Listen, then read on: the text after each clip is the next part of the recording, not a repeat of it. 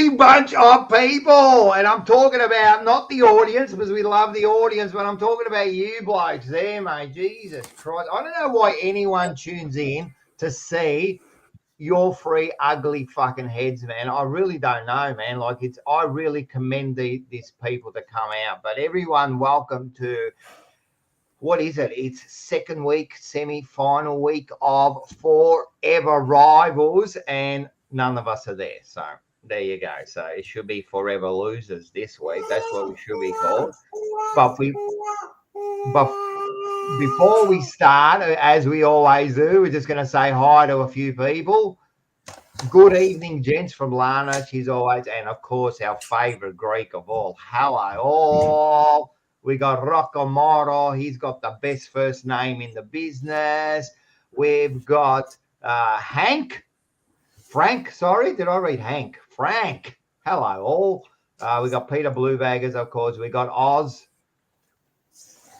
Who else we got here? Oh, yeah, we got Slobbo. He always joins us on a Wednesday. And we've got every week Lone Wolf Ant for another $10 donation. Thank you very much. You are a star, mate. The AFL show membership ladder today, Pies at 110. Carlton, I didn't see this. Carlton 106. Eagles 103. Tigers 96. And Essendon 7th on 83. That's true. He goes, do you really consider that a big club? In actual fact, we should be looking for an Eagles supporter next year. What do you reckon, guys? We'll get an Eagles and we'll get rid of Essendon since they're the top 4 clubs. What do you reckon? Bring him in. Get him happening. Galicchio. We've got Lou. It's going to be a big show. Wayne. Who else have we got here? What's good evening, boys, in the chat. Let's do this. Yes, we do that. I have been them. Oh, we've got a they, them here. Hey, a they, them. I like that. A they, them. That means there's a few more. And that's it. So we'll say hi to everyone. Quinny, how you going? You're just on top of the world. You don't give a fuck about anything, huh? You're used to losing. Well, it's nice now. Everybody on this panel is in the same position. We're all just watching from afar and not really caring anymore. So it's nice. It's nice. But no, I'm good. I'm still enjoying the high of not riding the lows of footy, if that makes any sense. So it's good. It's good. I do understand about once it's all over, you kind of like relax a little bit, don't you? It kind of like just fades away. Then that anticipation every week of wanting to fucking win a game and that. So, Magpie Manny, how you going? You decided to join us. Are you gonna join us for the whole show, or are you just gonna go in and out like whenever you want? What's going on today? Good evening to everyone. To all our wonderful viewers out there, it's sad to see that none of our teams are playing. Will continue to be playing in finals football, which is a little bit sad. But we'll talk a little bit later in regards to certain teams that let themselves down and have certainly made Marco, the Bombers man, look like a Nostradamus, mate. He predicted it. But good evening, everyone. Good evening. And then we've got Marco here, of course. And Marco we are proudly brought to you by Carlton Security Doors and Blinds. We protect the most important thing, your home and your family. If you want your family to be safe, Carlton Security Doors and Blinds is a place that don't support a Fourever Rivals. And in 2025, they won't make the 8. And don't forget to ring 83394848. And don't forget to ring 83394848. Over to you, Marco. Fantastic, Rocco. I really appreciate that, mate. Again, yes, give us a call on 8339 4848 for a free measure and quote. We're obviously located in the northern suburbs, but happy to assist in the east and west. So search us, like, and follow us on Facebook. Mention Fourever Rivals and the Jumper Punch and receive 10% off your proposal. Protect your home and, most importantly, your family. Call us on 8339 4848 for free measuring quote. And as we can see there, we got the security doors, we got the blinds, we got the zip tracks, the plantation shutters, the roller shutters. We got everything. You can just do whatever they want you to do, won't you? Yeah, I think we've got a bit of delay. We'll certainly offer that service, Rocco. Whatever those services that we provide, we're happy to offer those services to our customers anytime, any day. Give us a call again. I love it. Here we go. We already got Slobo reckons Manny's never gone in and out of anything. What's this one, Frank? I see the true colours. That's why I love you. I'd say something, Slobo, but I don't want to offend you. I see your true colours, and that's why I love you. Good song. What do we got? We got this one. We got like a. Is this a? New law for them, mate. We got a Tiger supporter here. The best song ever. I'm telling you, mate. Seriously, in the off season, me and you, Marco, I don't like you at all. I think you're a dog, but we should get together, right, and do a commercial. I'm telling you now, it'll be a hit on TV, mate. Me and you will get together. We might even get the other boys in there, and we'll get a true commercial going, mate. It'll be the next. You have me standing in front of some nightclub saying, "Do you want security, or do you really want security?" You know what it sounds like? It sounds like one of those tunes that you hear on SEN every day as well. You know, SEN, it's always got the same jingles over and over again, and it just becomes like brain rot almost. It's similar to that. You hear it enough. It's one of those SEN type tunes. It's good. Yeah. He's my man. Yeah, so that's what it's all about, Quinn. That's what it's all about. So that's it. So what else? We got anything else now? So I expect a barrage of questioning by you blokes, but I'm going to warn especially the two blokes at the bottom, right?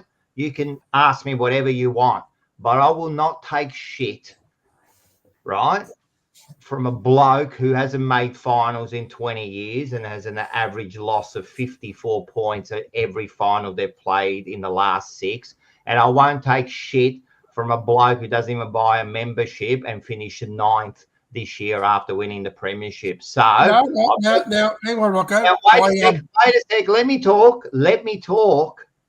I run this show. Remember that, Manny. Yeah, whatever. All right. So sit there and listen to what I got to say.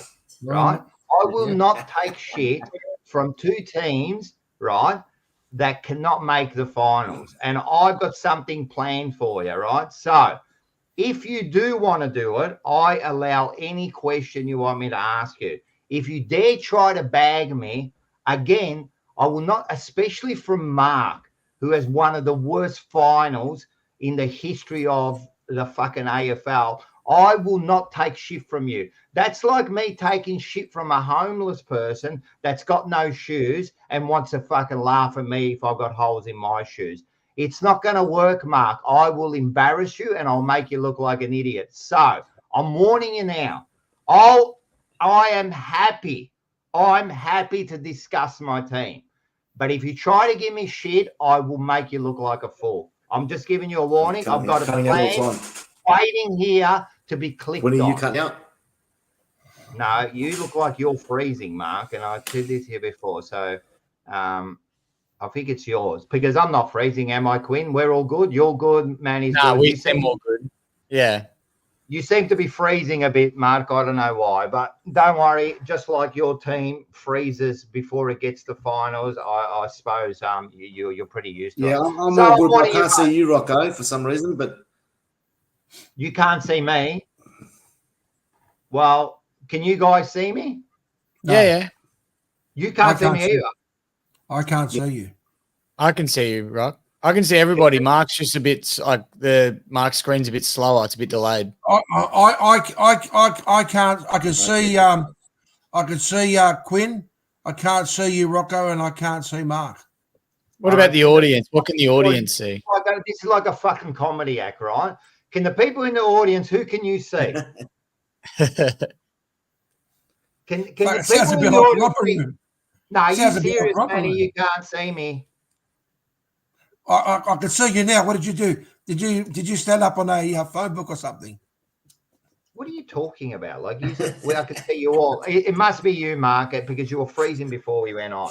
So we can all see each other. I'm sorry. If I'm delayed, you're definitely freezing up. Exactly like your team just freezes up on round 23. Oh, look at this. We have got the famous we have got the try to log off and fuck off. Don't ever come back. We got My Blue Heaven. Bucky, we love Bucky, mate. Good to see ya, mate. We love Bucky. You know what? Bucky in the last 3 weeks has been spot on about the Blues, mate. He was honest. He told it out as it is, mate. And everyone get on to My Blue Heaven. Seriously, the best analyst.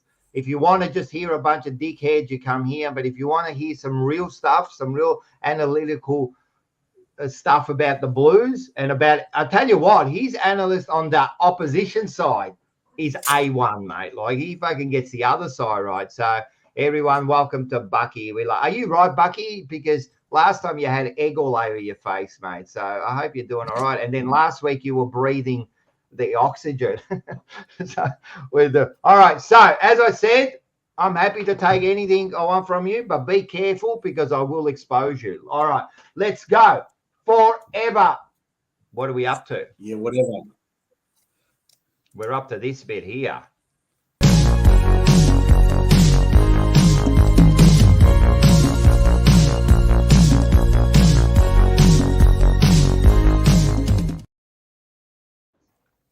Forever footy.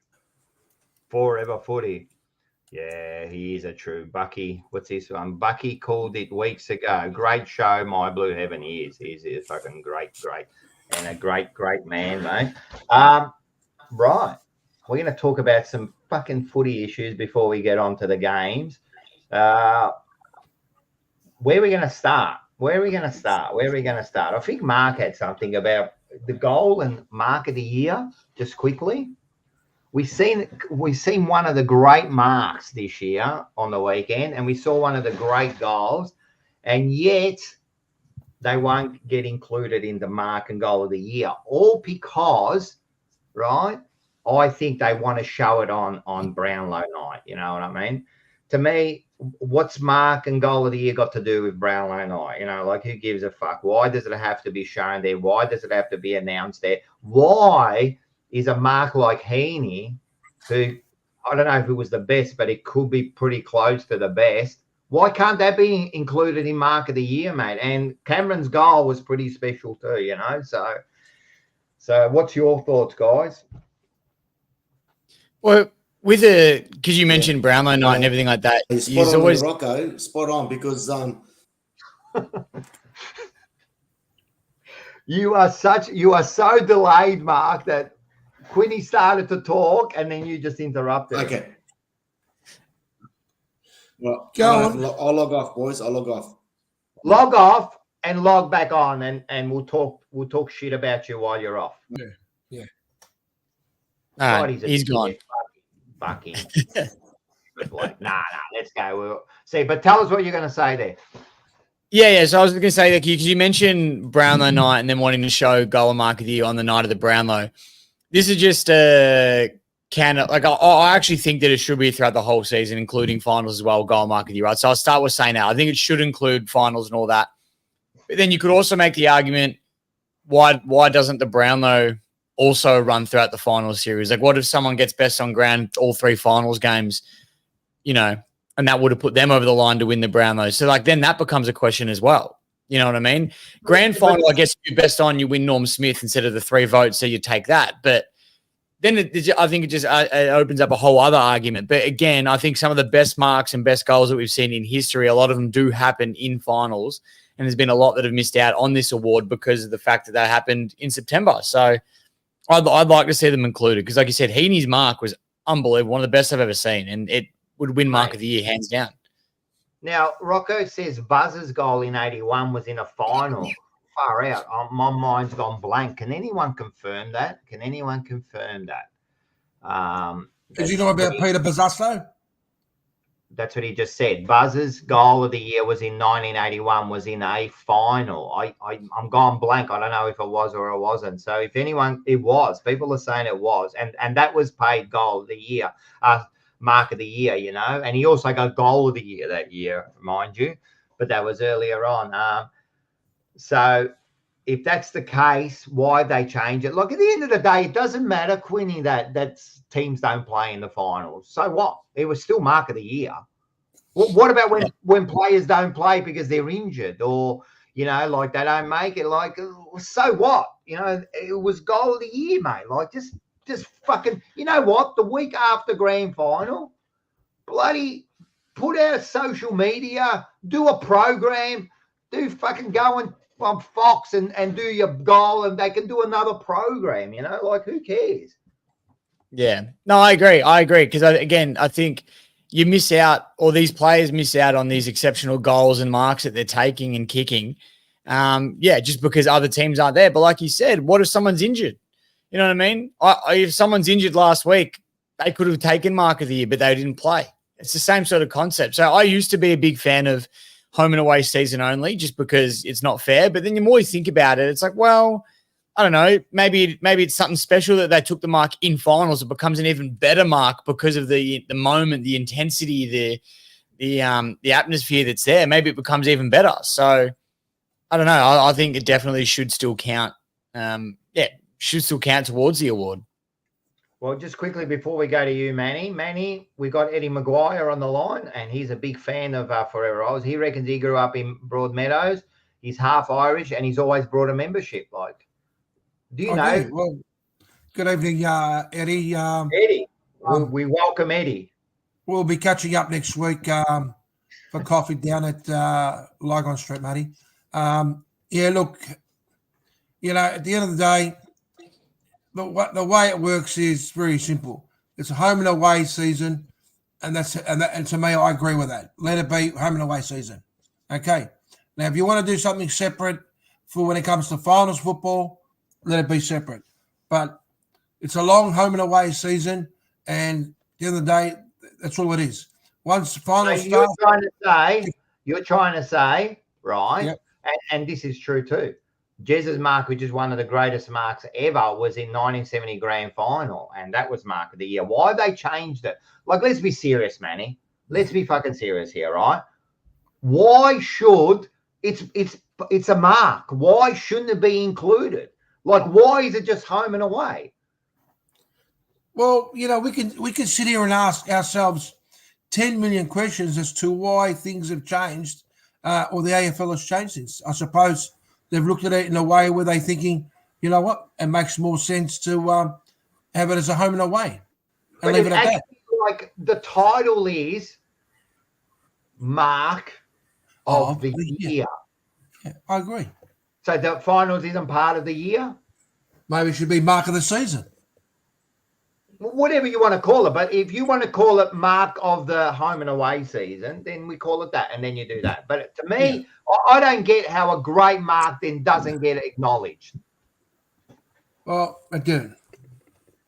Well, what if they and obviously it wouldn't have as much ring to it, but what if, you know, when they did that, the Gary Ayres medal, right, for the best player of the final series, I think Sam Walsh won it last year. Is that right, Rock? He won the Gary Ayres medal for best finals series player. Gary Ayres for best finals player. Yeah. Yeah. So, like, I guess that you could almost consider that the equivalent of the finals Brownlow, right? Because it's like a accumulation of games. He was the best player in that span of matches.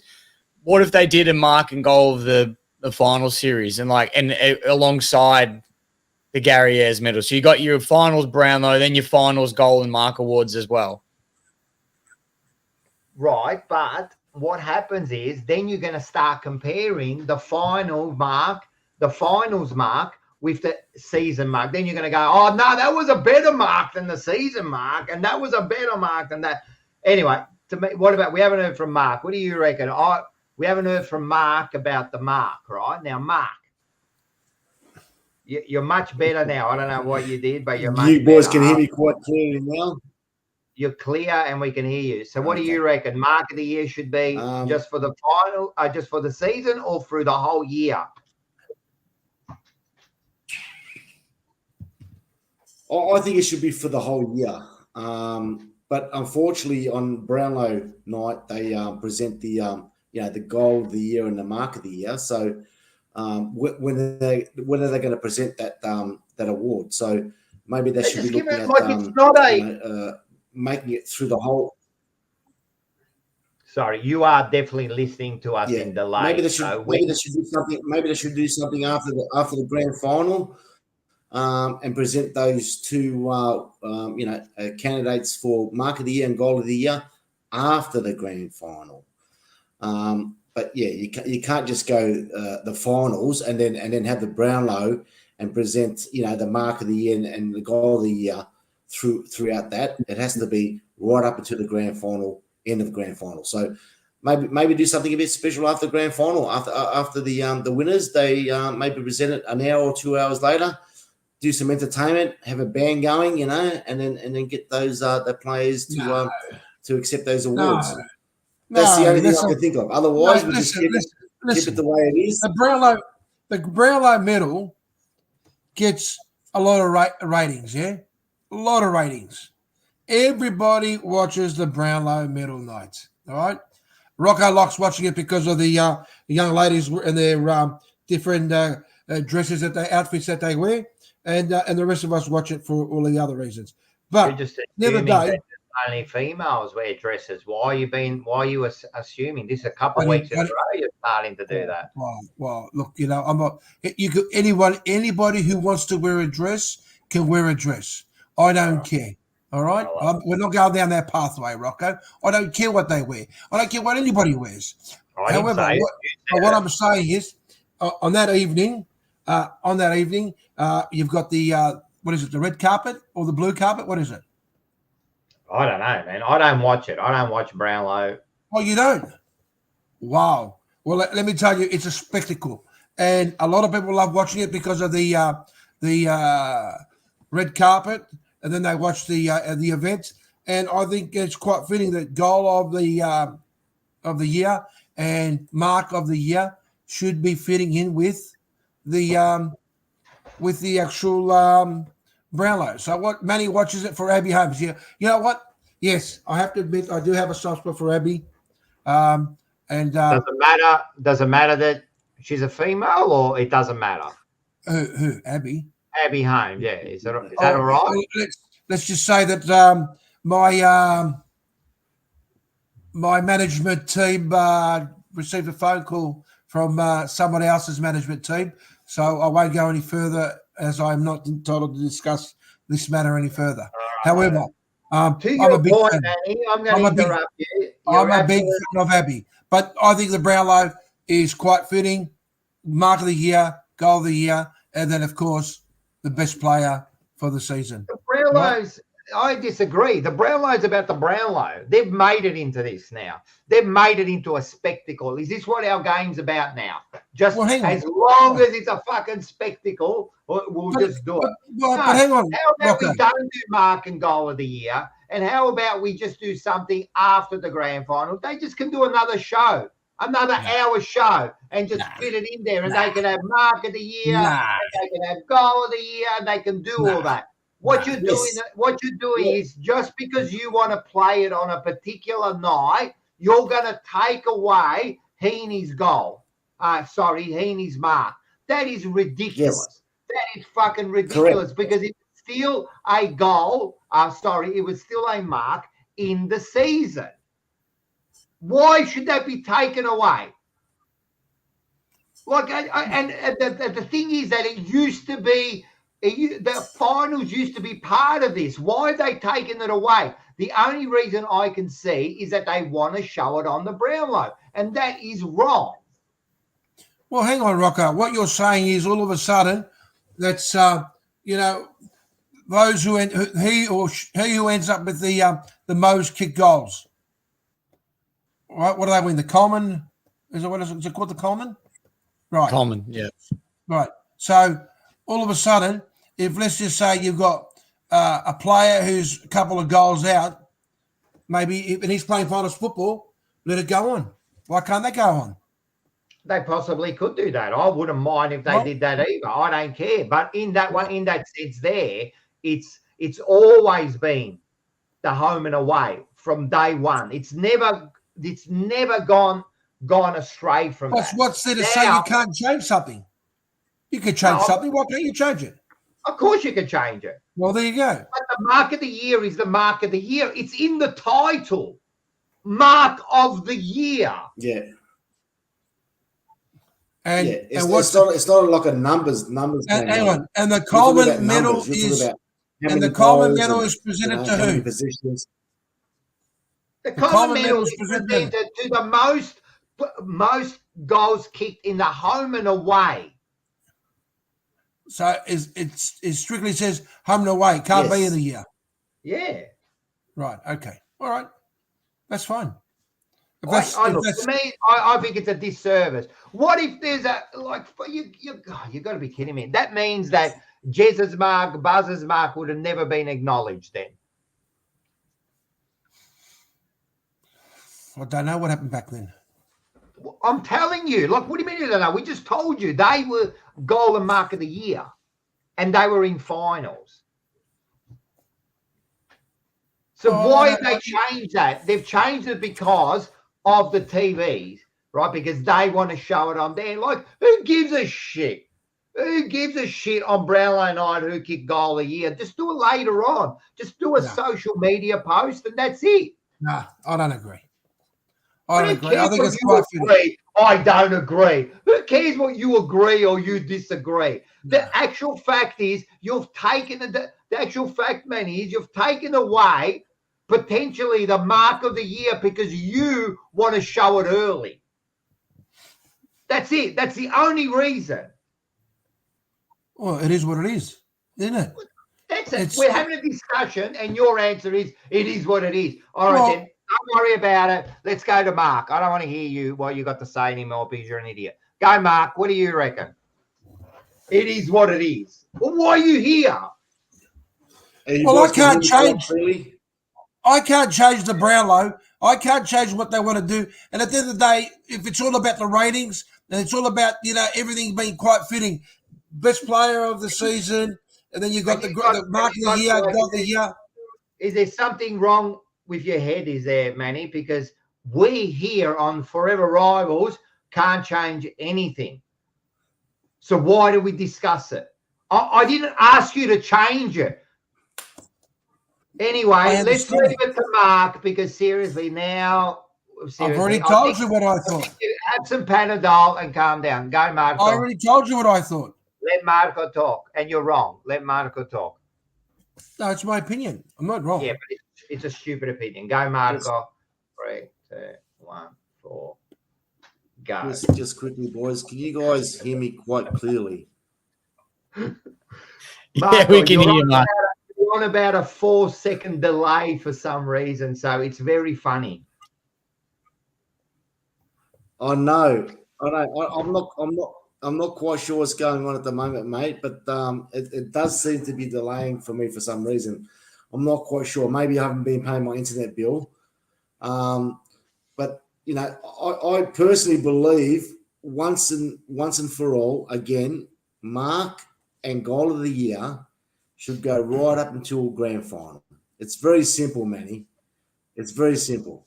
The rest of the common medals and so forth that you're suggesting, that's in between the year. That's in between the season. But we need to go to right up to the end of the year, grand final. Some guy might take a massive mark in the forward pocket there. He's entitled to win mark of the year. So I agree. Let it go. like Rocco was saying, maybe introduce something after the final and award those winners to those players for goal of mark of the year. It's very simple, but don't take away from those players like Heaney. That was a fantastic mark, wasn't it? That was like crazy, man. He stayed up there for how that'd be long, close mate? to mark of 100 years. Well, can I It's say got to be nominated. It's got to be nominated. It was a great mark, but what about the great sportsmanship by the player who was kind enough to grab him halfway as he was falling down? Had he not stopped or controlled his fall, Heaney would have been injured severely. I can tell you right now, he probably would have even broken his neck the way he was coming down. Yeah?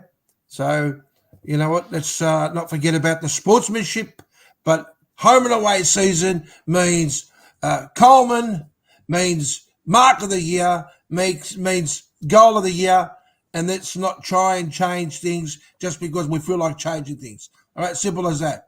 Brownlow medal night. During the year, let's not change things. Then during the year, you will come up with things like, oh, the umpire should do this. We need technology here. We should change this. The 50 meter, the deliberate. So it's all right when you want to change things. Anyway, Manny Costco, Mark, that means that Essendon players will never win it. Yeah, well, unless they do it in the home and away, because they'll never do it in a final. We know that much. What's this one here? We got Tread Cochin goal against Geelong in the all final. Players, I think all players are entitled to win that candidate. Yeah. Oh, look, everyone can have their opinion. We're not going to change it. I just think the reason they've done it is because I'm not going to repeat myself 1,000 times. It's because they want to do it. And if they're going to change something just so they can show it on TV, then something's wrong with our sport if that's the case. If that's the case, so that means now they're just doing everything just for ratings. Come on, man. Like, you're going to take away the goal of the year because you want to show it early. It's just ridiculous, mate. Of course it's about ratings. Well, it shouldn't be. Yeah. I know that. Talk to the poor Joe who loves watching his footy, and all of a sudden he's sitting back and he's relaxing. He's thinking he's going to watch a game of football, and he can't because all of a sudden you've got KO who's taken over, and they control what's going to be shown on TV and what's not going to be shown on TV. It's all about money these days. They don't care about what I think or what you think or what the average Joe thinks. It's all about, for them, it's about making the money and controlling everything. All right? That's big business. Simple as that. Okay. We've spoken about it before, and it's in a whole nother argument we can have. But again, the game, it's right, man. It's becoming really Americanized as well. Like, you look at the halftime entertainment, they're trying to get bigger and better every year. They don't always do that, but they're trying. It's becoming more Americanized, more commercialized, and yeah, and unfortunately, it's the way it's going. You're not going to change it because there's so much money to be made. At the end of the day, it is a business. They're going to capitalize where they can, when they can. I don't love it. I love the way the AFL always used to have that grassroots kind of feeling. Like, especially growing up as a kid, I'd watch the NFL in America, and it was so big and spectacular. But then you'd watch footy, and it just felt a little bit grassroots, and I used to love that. And they're starting to go away from that a little bit, which is disappointing. But yeah, I think it's just the nature of the beast. I agree. And look, Manny, you think I don't understand it's about money, and money has to be made. I realize that.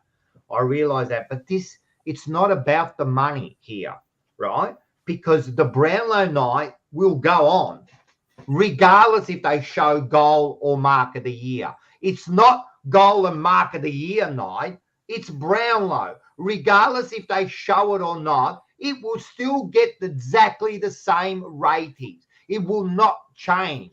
In actual fact, if you want to talk about fucking money, right? If you want to talk about it, they would make more money in doing another show after the grand final, because people will get down and watch it. So if you want to talk about money, Yeah. they will actually get more viewers the week after to watch another show because everybody would watch it. So it's not about money here, right? It's got nothing to do with it. This is about that they've decided that they want to make their show and they want to put on these things. And what they've done now is a disservice to Heaney, and it could be a disservice to Cameron because of their goals over the weekend, right? That's it. You know what else? They miss out on a fucking prize. They miss out on a prize, whatever the prize is. Did they get a prize? They used to get a car and a fucking bike or whatever they used to get. So they miss out on that. Why? Because you want to play it 3 weeks early. Fucking come on, bro. Let's be serious here, man. Let's be serious here. I know you're just trying to fucking give it off with the point of view, Manny, but let's be serious. What's that? Sorry, Mark. Well, obviously it's been doing that for the last 4 or 5, 10, 15, 50, 60, 100 years, mate. So it needs to change. I reckon it's about 20 years or something. Well, probably even more than that. But yeah, it obviously needs to change it. Well, they should change it. So they should change it from the Brownlow night to maybe a grand final evening, and spectators will watch that. I'm pretty sure they would. Yeah. I'd watch it. Oh, I'm telling you, if you put that up, they would watch it. It's straight away. They could make any show and you'd watch it. They would get millions of audiences. Let's start making some changes. Get rid of the top 8, make it the top 12, and hopefully Bombers might end up playing finals football. Let's change this. Let's change that. Some things you just don't touch. And the Brownlow, out of all the fucking things, what you don't touch is mark and goal of the year. It's the way it's set up. You watch the Brownlow, and that's all part of it. Point, Manny? It used to be the whole fucking year. Yeah, I know. A lot of things used to be that way. For 100 years, a lot of things used to be. For 100 years, it was always the whole year. Times change. Times change, my friend. Manny, if you're not going to come with anything reasonable, hang on. Times change. I mean, look, at the other day, I don't have control over that. I can only speculate.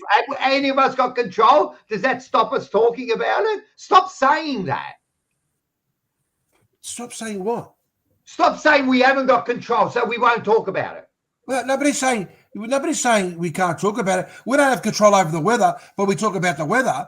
No, right. What I'm contradicting yourself. What I'm saying is that the Brownlow has been established as something that has ratings, something that has the glamour. Now tell me something, man. Before you go on with your crap, tell me something. Do you reckon there'll be less ratings if they take away goal and mark of the year? No, it won't. So then why are you naming ratings? It's got nothing to do with it. It's got what I'm saying is that on the night, it's such a big night. Let's throw the mark of the year. Let's throw goal of the year, and that's it. And you know what? So it's stupid. And again, we're going to move on. We're going to move on, but at the end of the day, it's ridiculous. Heaney is a disservice. He doesn't get that award. He doesn't get his prize, and he doesn't get the acknowledgement because they want to play it 3 weeks early. And that, to me, is wrong. Full stop. Yeah. Anyway, next thing. Good point, Rocco. Good point. Good point. Next thing. What else have we got? Marco, you had something else, didn't you? I've got a couple of things, actually. We'll move into some players maybe being traded. Obviously, there's Bailey Smith that is looking at getting traded to another club. Just briefly, I would say that I would love to have him at the Essendon Football Club if he wants to come across. We are in desperate need of a floating half forward wingman player. So Bailey Smith looking at going to another club. I would pay. I think he might be going to Geelong. I think Bailey Smith might be heading towards the Cattery. He might, but he would be a player that I would like to be at the Essendon Football Club. Bailey Smith, a bit of a character, media gets involved, but I think he's got a bit of good football skills and football smarts to benefit the Essendon Football Club. So I wouldn't mind Bailey Smith to be playing for us next year, although he might go to Geelong, Manny. I hear, but that's my thought. What about the package? There's a strong rumor going around that the package might be going to the Collingwood Football Club. Can I just say something? I hope he does, because that's the funniest fucking thing I've seen ever this year. For the whole year, that would be the best thing I've ever seen, because Manny fucking bagged him all year, and then for him to play for Collingwood, oh my God. And please send Westerfield with him, because I want to see both of them at fucking Collingwood. That is the funniest thing. Now, if Stringer plays for Collingwood, I want to see Manny fucking praise him. That is the best. Rocco, let me tell you something. This year,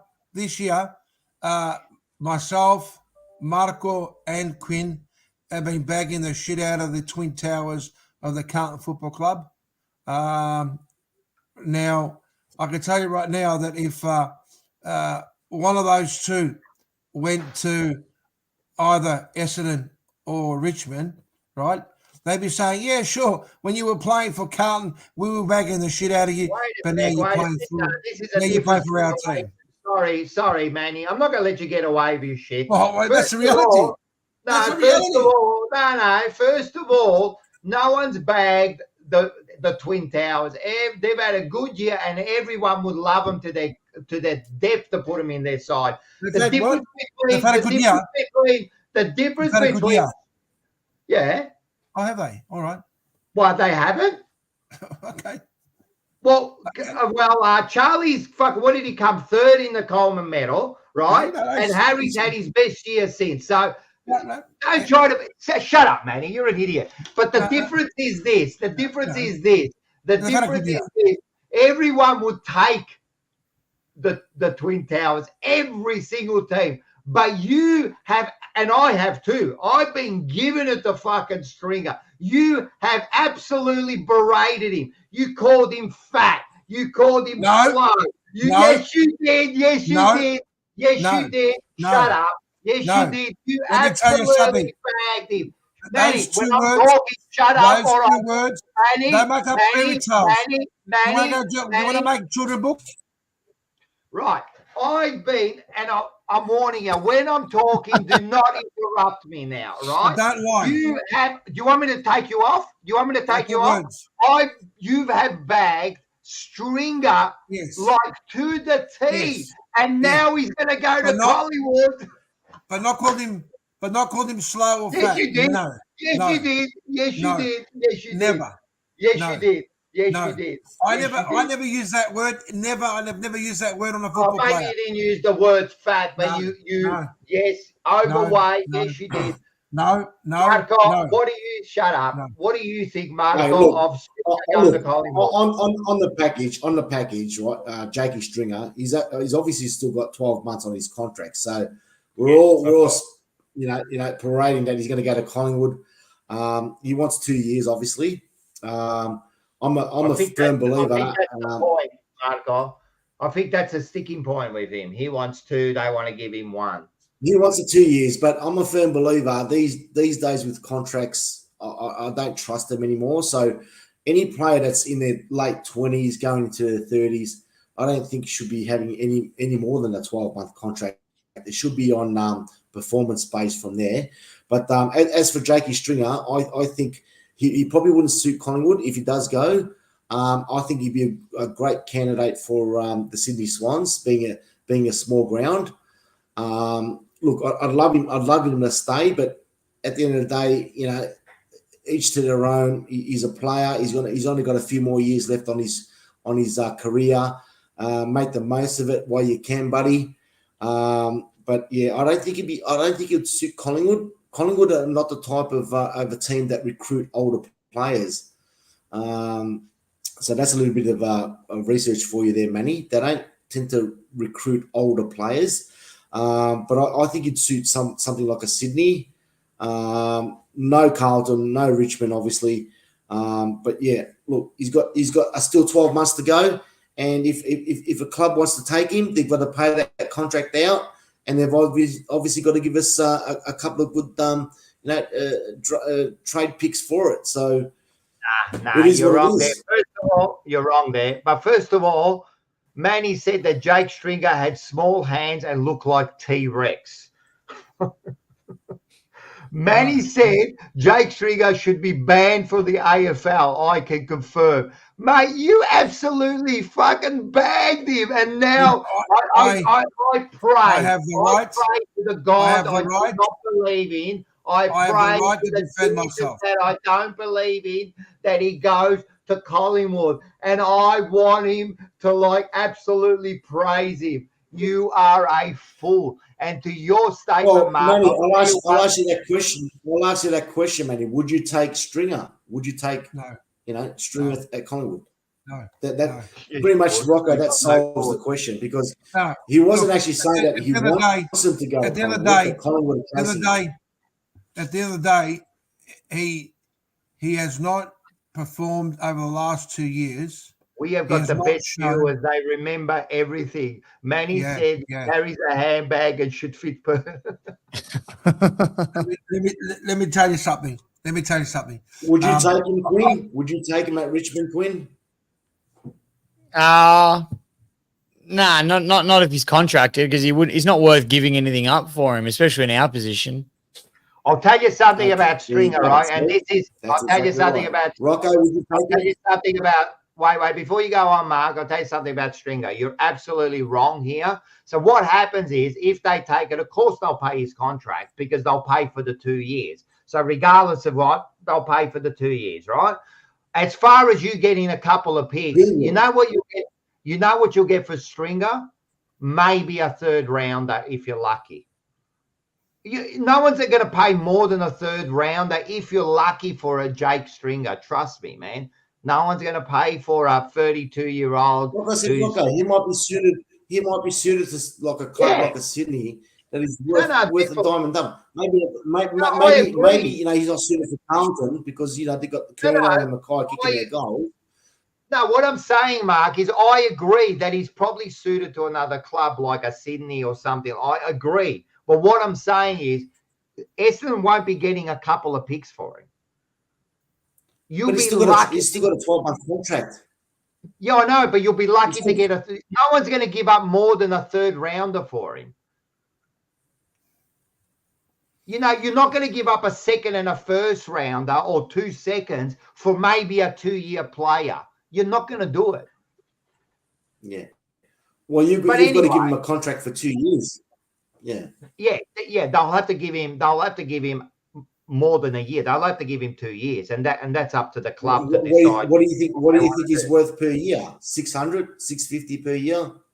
I don't think he's worried about the money. I think they'll give him like a 400 a year over 2 years, maybe 450. But that's what That's what Essendon offered him. Yeah, but he wants 2 years. I don't think he's too worried about the money. He's more worried about the extra year. Like, all right, so you give him 500, let's say, right? I don't think he's not worth more than 500, Mark. Let's be honest. Okay. So they'll give him $1 million over 2, right? And then they'll offer, because he's still under contract, they'll give Essendon like a third rounder. But if anyone gives a second rounder for Jake Stringer, Jesus Christ, you've done well. If you get a second rounder for Jake Stringer, you've done really well. Yeah, no, I think he's worth more than that, Rocco. I think really, if he leaves, 30. How old is he? He's 29, going on 30. So he's probably got another 30-year-old. Yeah. I hope you get. I think he's worth that. I don't think so. Sometimes a player can move from one club to another, and all of a sudden, things changes for them. Their luck changes. Maybe they get players that suits them better, etc. I'll be honest with you. I wouldn't. He's not a I young wouldn't kid, want to. man. Thank you for interrupting me, Well, Rocco. that's Lucky. exactly right, Rocco. So why would you want to give him 2 years? I wouldn't want to see him come to Collingwood. You know what I mean? I really wouldn't want to see him come to Collingwood.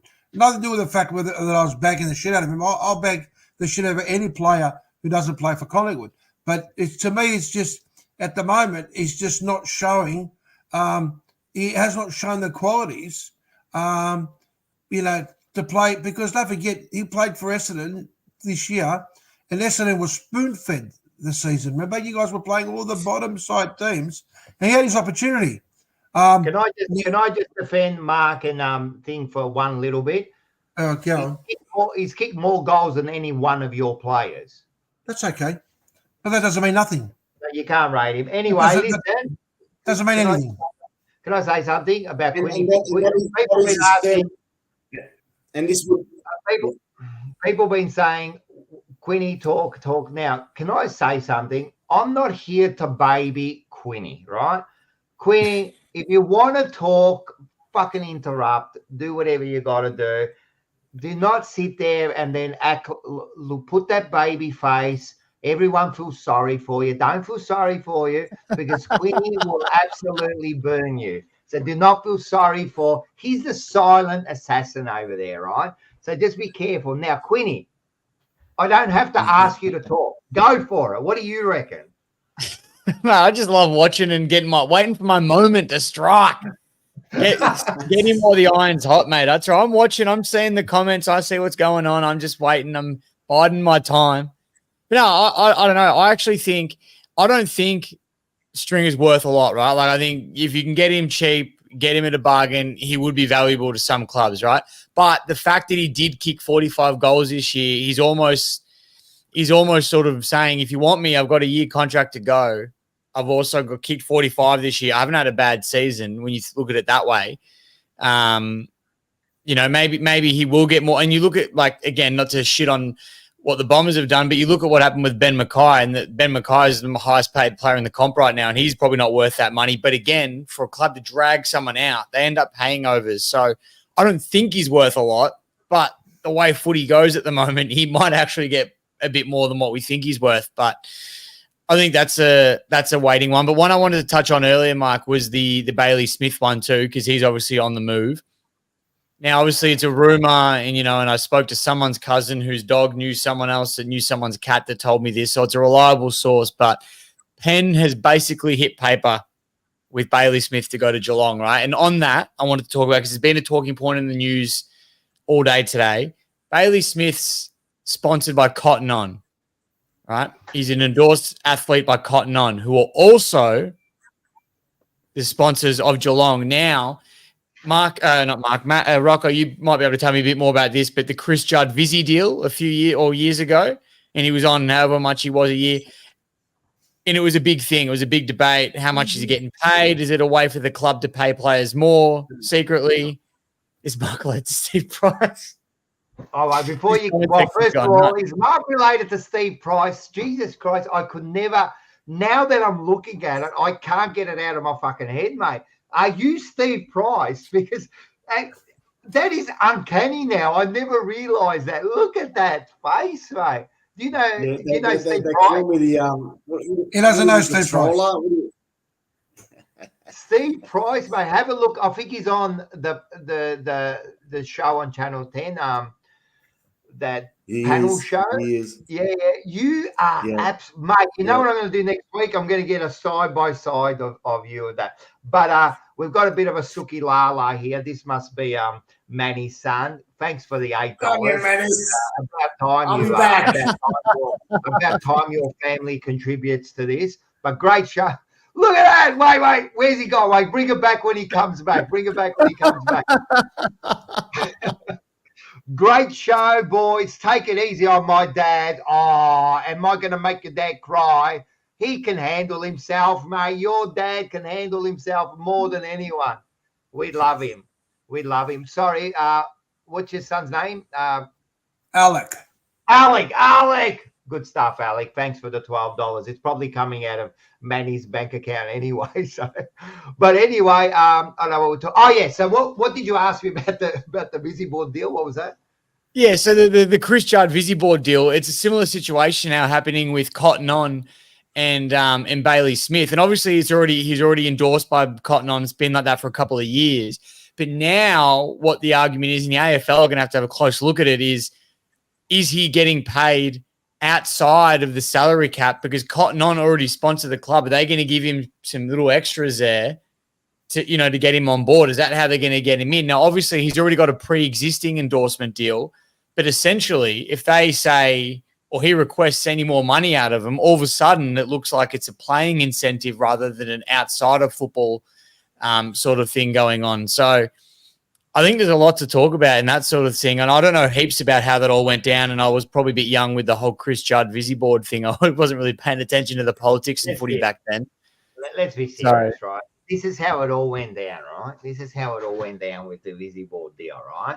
When Chris Judd come down here, it was one of the first times that a player actually chose who he wanted to talk to, right? And he chose Carlton, Melbourne, because he was a Melbourne supporter, and he actually spoke to Essendon, right? Right? So Melbourne was a big one because he followed Melbourne as a kid, and then you got Carlton come along, Richard Pratt come along, and yeah, none of it's in the salary cap, but you know what? Judd all of a sudden got a job with Visiboard, being like an ambassador for the recycling, right? And all of a sudden, like who knows what he was on there, So definitely was wrong. And that's the way they do it. And now if that's happening the same, how are they going to stop it?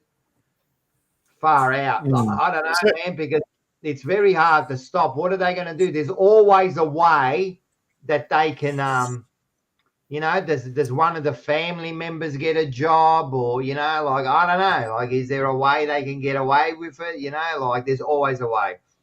Yeah, and this is where it's different. So I have the moment said in the comments, he pointed out, he goes, it's not similar because Bailey's already got a pre-existing deal in place, whereas Judd, he went on board after the fact, right? So it's a little bit different because it's already pre-existing. But again, I reckon one of the points is if Bailey Smith's deal now with Cotton On goes, all right, he's going to start getting this much and this much and this much, does that now look really shifty rather than, he's doing so much for Cotton On, is it he's doing a lot for Geelong and Cotton On are going to, I don't know. I think it raises a few questions. I don't think there's anything wrong because of the pre-existing deal. I think it's fine, but I don't know. I think it would be an interesting watch anyway. But Mark, now that you're back, we'll look at this. Let's have a look. Let's have a look. There he is. We got Steve Price. I'm going to now, from now on, it's going to be Fourever Rivals with Rocco, Quinny, Magbo, Manny, and Steve Price. We'll call it Mark Price, all right? We'll call it Mark Price. All right, we'll call it Mark Price. Look at that. Smile for us. That is far out. That's too good, man. That is absolutely brilliantly, man. I wish I can't remember as much as what he does. Who came up with that? Who came? It come up about 3 or 4 weeks ago, Rocco. It come up about 3 or 4 weeks ago on the show. Yeah, I didn't see it. That is unbelievable. And I had to search it.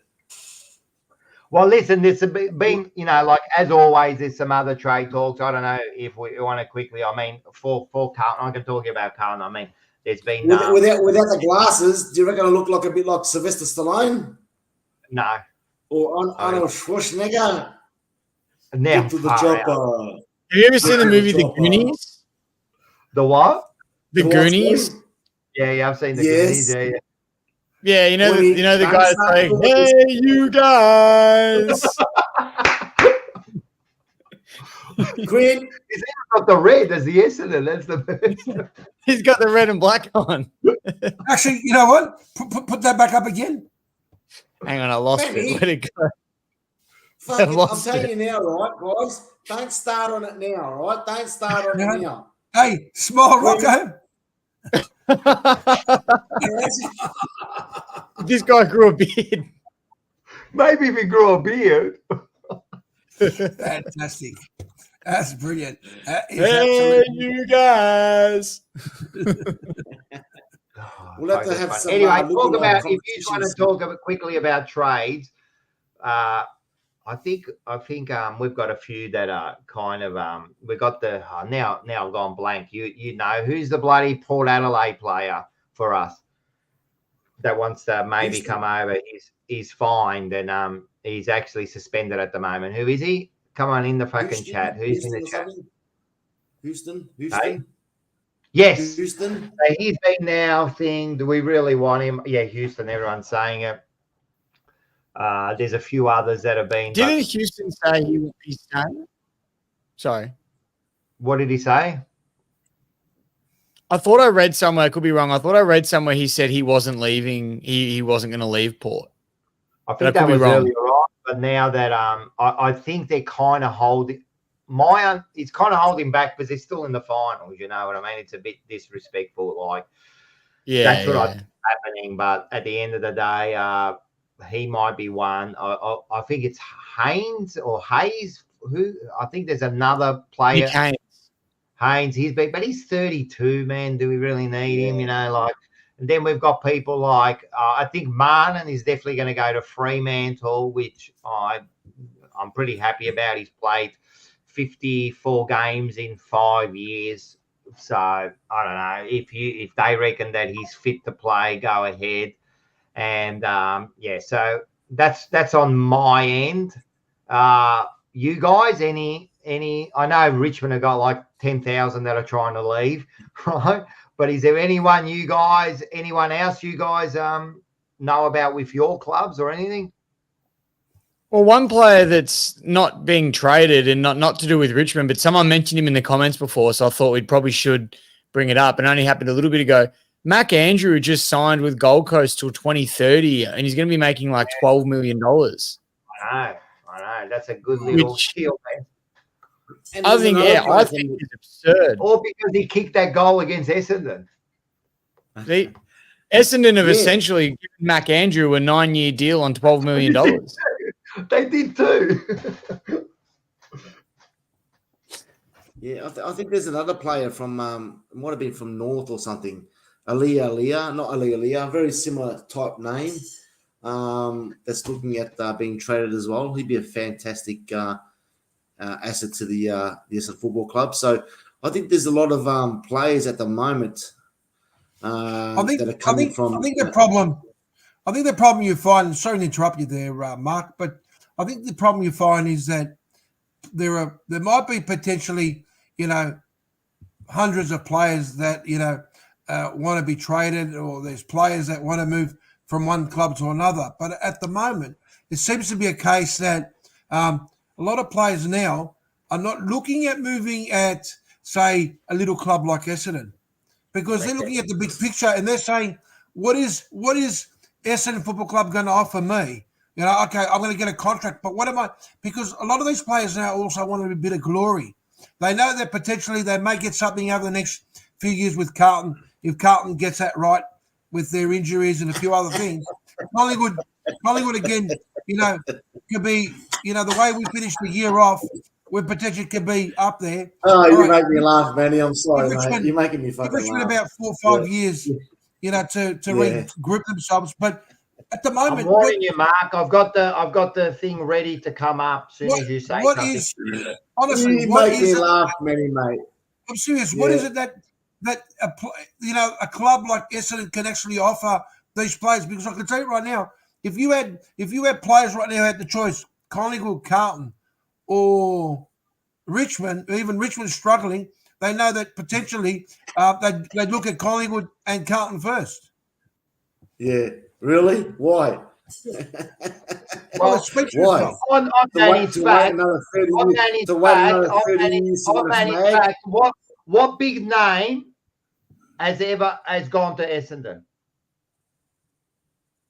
We don't need big names, mate, to get Essendon, mate. But what big? Of course, you want big names. What big name has gone to Essendon? Well, Jakey Stringer's gone to Essendon.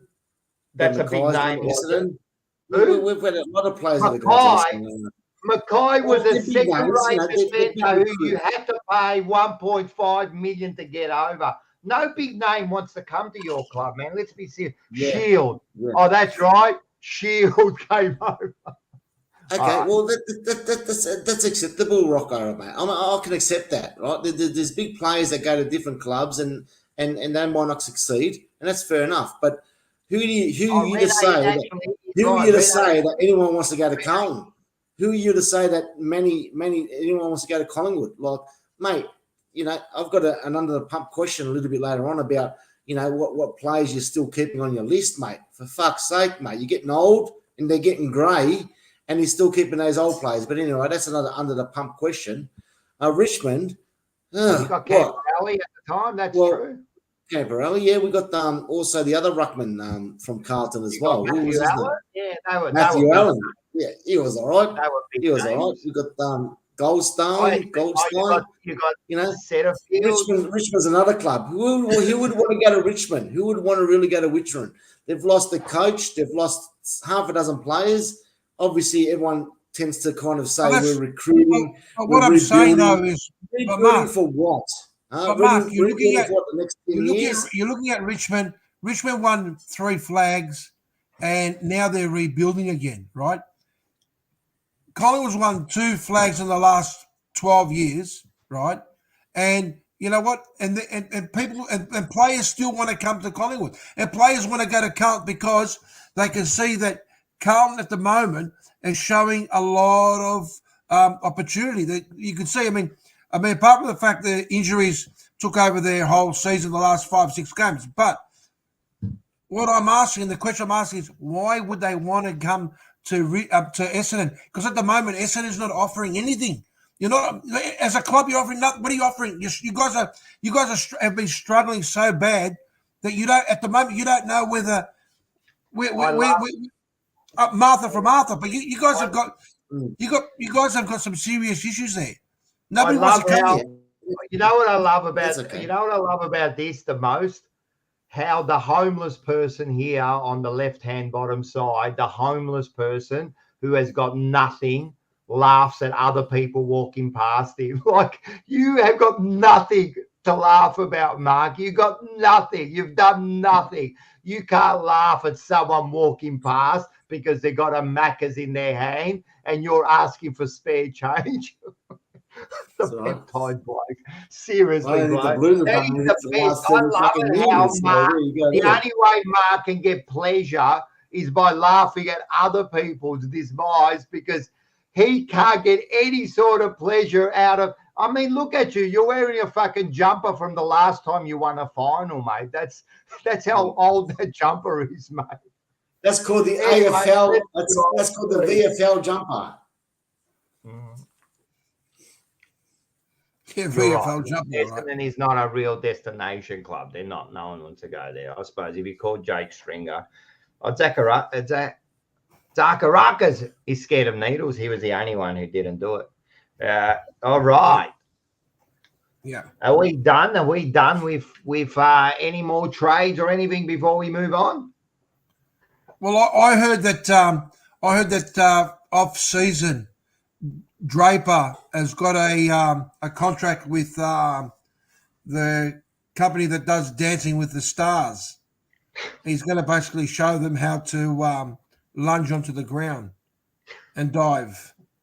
So that's all part of a new thing off season for Draper. So that's exciting for the Essendon Football Club. Topic.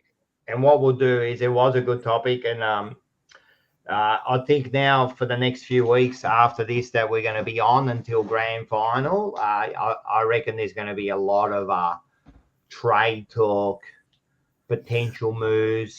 I think that'll be a lot of talk about that, you know, because we can't be talking about our team. So there'll be a lot of trade talk, and so the next few weeks are going to be interesting, which is anyway. I call this season the bullshit season, because it's all rumors. Nothing. You know what? Most of those moves that we talk about rarely happen if you think about it. If you think about all the trades that are talked about, yes, some happen, but rarely do they come through. It's all speculation. It's about the media just trying to bring something out, being the first, you know what I mean? We'll see what happens, you know, but you know what? But Manny reckons we shouldn't talk about it because we can't do nothing about it. Is that correct, Manny? No. We're talking about different topics. We're talking about different topics. Now, I mean, if you're talking about the Essendon Football Club, they shouldn't be talking because they can't do fuck all, Your Honour. You know, they're struggling at the moment. Let's find ourselves. We are struggling. Let's find ourselves a coach. Let's find ourselves a coach. Oh, I know. Let's go to the North Melbourne Football Club because North Melbourne, they've got a brilliant coach. Let's get him over to Essendon. And what's happened now, Tommy? Oh, we're doing okay. We're struggling, but we're doing okay. Yeah, we're doing okay. Yeah, mate, forget it. Sometimes I think myself, seriously, the Essendon Football Club, it's got history, and that's probably the only thing that keeps it there is the history, but everything else, the last 20 years. I mean, you know, I'm getting people on the show who have gotten my access to my TikTok account who are sending me information, right? I mean, where do I start? Where do I finish? Let me, I mean, this stuff is crazy. Now, a little bit of history. We just gone on to like a different rant here. This rounds spent on the bottom of the ladder since 2000. Right, let's have a look. Look at that. Wow, the Bombers like to lead the pack. They are unbelievable. They're leading the pack in that department. But let's look at something else. Premier League Finals, 2007, 2024, how many games have they played? The Gold Coast and the Essendon Football Club have played no finals. No finals at all. I mean, Jesus. No wonder. You know, when a club or a team is winning over a year, over the season, or they win a flag every now and then, what happens is when you get kids growing up in the area, you know, you get a kid that's, unless his father or his father follows a team, but if they don't follow a team, and all of a sudden they see, look, it was an era when Hawthorn was winning all these premierships, and all of a sudden all these Hawthorn supporters, you know, came out of the woodwork. A lot of these kids growing up become Hawthorn supporters. Essendon, what development have they had over the last 20 years? I can tell you right now. What's that? Hang on. I've got a monkey telling me. Hang on, what? Peanuts. That's what they've had. Peanuts. Forget it, my friend. Forget it. Forget it. What goes around comes around, mate. What goes around comes around, mate. Don't worry. Yeah. You'll be sitting there one day and you'll be sitting there thinking, well, yeah. But in 20 years' time, buddy, 20 years' time. Maybe, mate. Maybe, mate. Well, it's taken Carlton 30 years to make the grand final, and not to make the grand final, to win a grand final. So just put your money, you know, where your mouth is there, Manny, mate. Just don't be too cocky because Collingwood again. You're talking to the reigning premier. That's what I can say about the Collingwood Football Club, mate. You guys should have made the finals quite comfortable this year without your injury bullshit excuses. Yeah, that's all right, mate. Look at that. You know. What does that say? Yeah, that's history. Premiers. That's memorabilia. That's the memorabilia, mate. I've got plenty of those memorabilias, mate, on my wall, mate. Yeah. Yours would be black and white, though, Mark. Mate, don't worry about Quinn. Don't you fucking start on me, mate, because your Richmond fucking memorabilia will be those colours will be faded soon, mate. That's back to back, mate. I heard get cocky, mate. You know, I heard you've got to be bottom on the ladder to try and make it to the top. You've got to rely on the draft. You've got to rely on, you know. And you had to rely on drugs, and it still didn't work. You're still fucking shit. At least we'll get draft picks in and rebuild, mate. Look, Essendon Football Club apparently is coming out with a new song. Drug saga, you know. Do you hear that, Michael? At the end of the day, the four rivals, you know, didn't even make the bloody finals. You know, obviously Carlton fucking crawled in there. I didn't even know why they even bothered to go to Brisbane. But you know, four rivals. You know, it's supposed to be major clubs out there, big sponsors, big crowds. So don't go worry about Essendon, mate. Worry about your own teams at the end of the day, because it's going to be coming very, very soon, mate. It's going to be coming very soon. You know why? You know why? And that's another AFL segment we're going to have here. You know why? Because Things that need to change with home ground advantage. Home ground advantages is killing the Victorian clubs, okay? And it needs to change. How is it killing the Victorian clubs? We're the most gifted. Hot off the press. No, we're not, mate. You think about it. Coming out by the When SF it Football comes, Club. why isn't Geelong playing their final at their GMHBA Stadium? Why aren't they playing their final there? Why did the Bulldogs play their home final at the MCG against Hawthorn? Why? Their home is at Marvel. Okay, but what about it? But in terms of us, the Big Four, what's the problem there? The Big Four is that Essendon and Carlton are really their home ground is at Marvel. Okay? It's also the MCG though. You guys share a home ground. Yes, it is. It's not. It's a percentage of it is only due to when we play Richmond. Why do we play Richmond? If we played Richmond twice a year, why are we playing at the MCG for? Because the MCG is also your home ground. You have two home grounds. No, it's not, mate. Yeah, Marvel is our home ground. MCG, if we had to play Carlton, Collingwood, and Richmond twice a year, we'll be playing 6 times at the MCG. There's no advantage to the SF Football Club. Our home final or our home ground is at the Marvel. This is what I can't understand.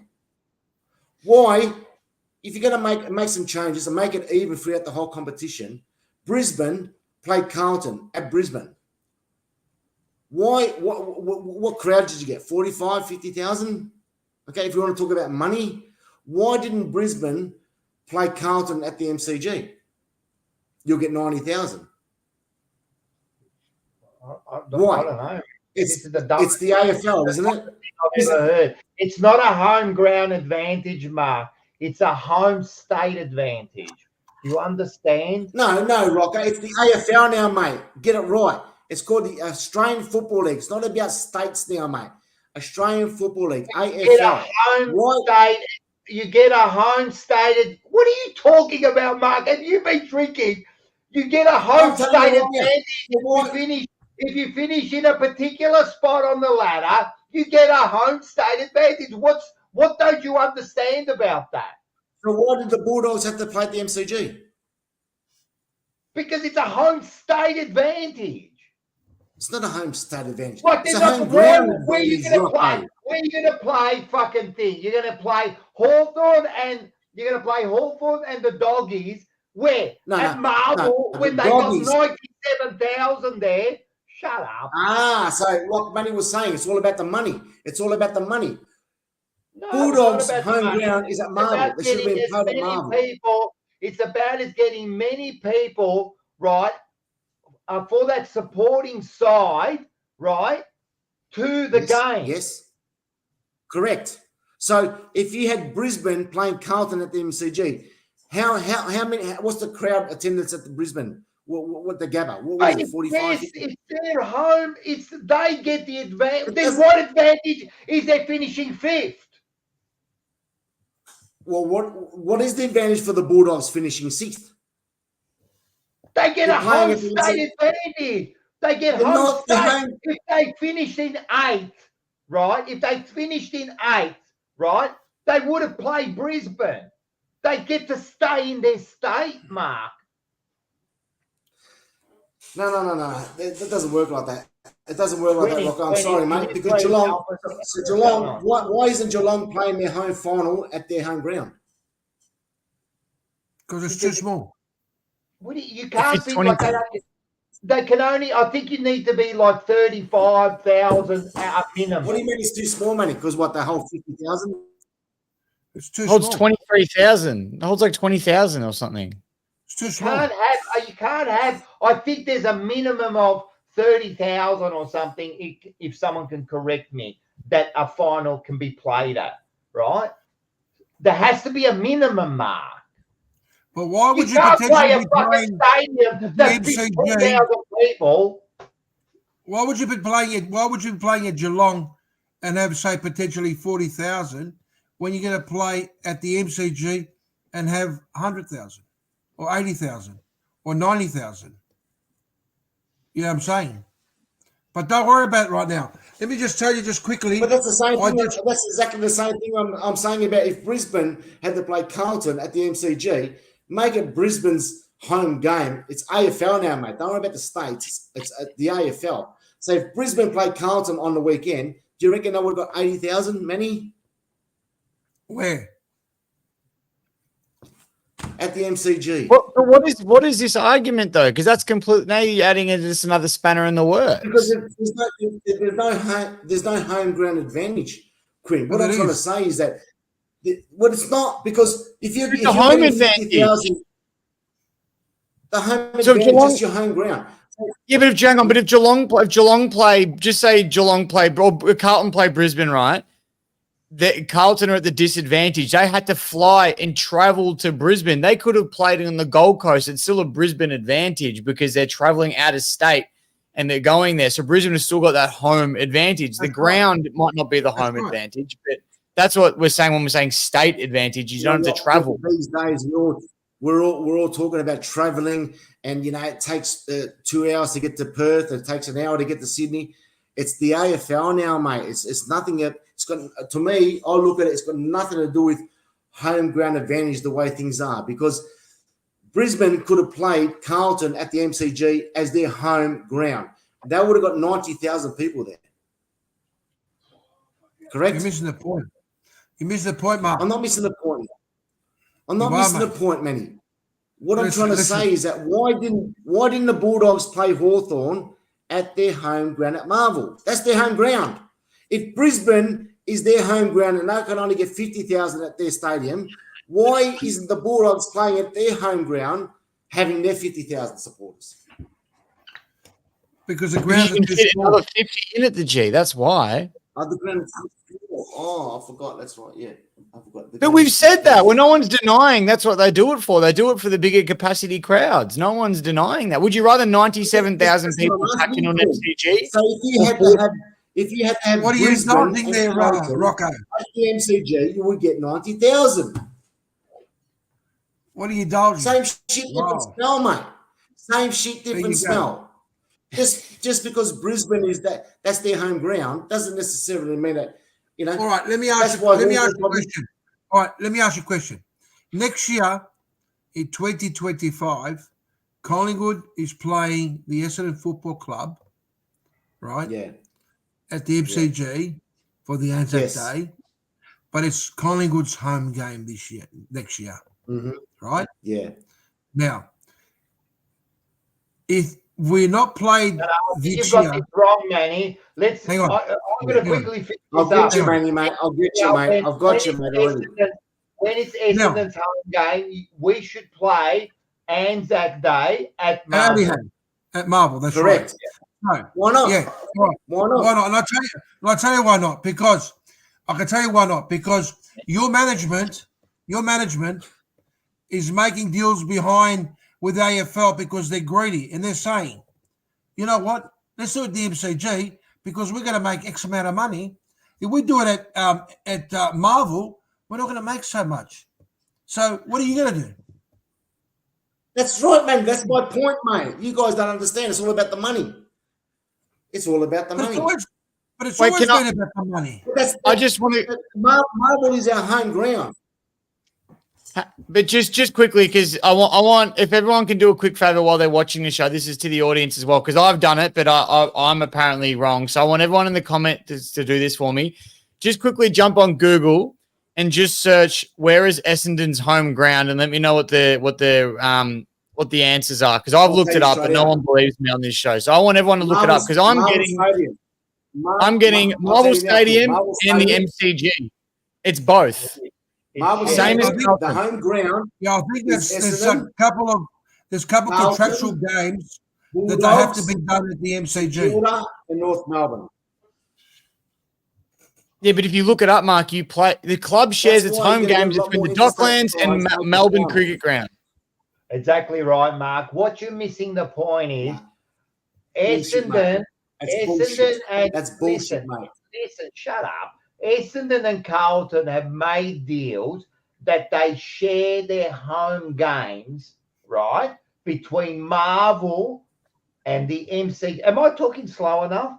Like that is what it is, right? Now I want to ask any Essendon person in the world, like, look at this. What does it say? Read it. Auckland's Stadium or the MCG. They can play their home games. And either also, who, like, this is, I can't believe where this conversation has gone to. But remember where this started, guys, that Carlton and Brisbane should have been played at the MCG. I would have loved that. I would have loved finishing 8th and playing a home final against Brisbane, who finished 5th. You see, what happens is this, Mark. Let me explain it to you. That's exactly what Hawthorn liked. That's exactly what Hawthorn loved. Hawthorn loved playing the Bulldogs at the MCG when it was the Bulldogs' home final. So playing at Marvel, mate. Listen to the words that are coming out of my mouth. Listen to the words that are coming out of my mouth. It's a home state advantage.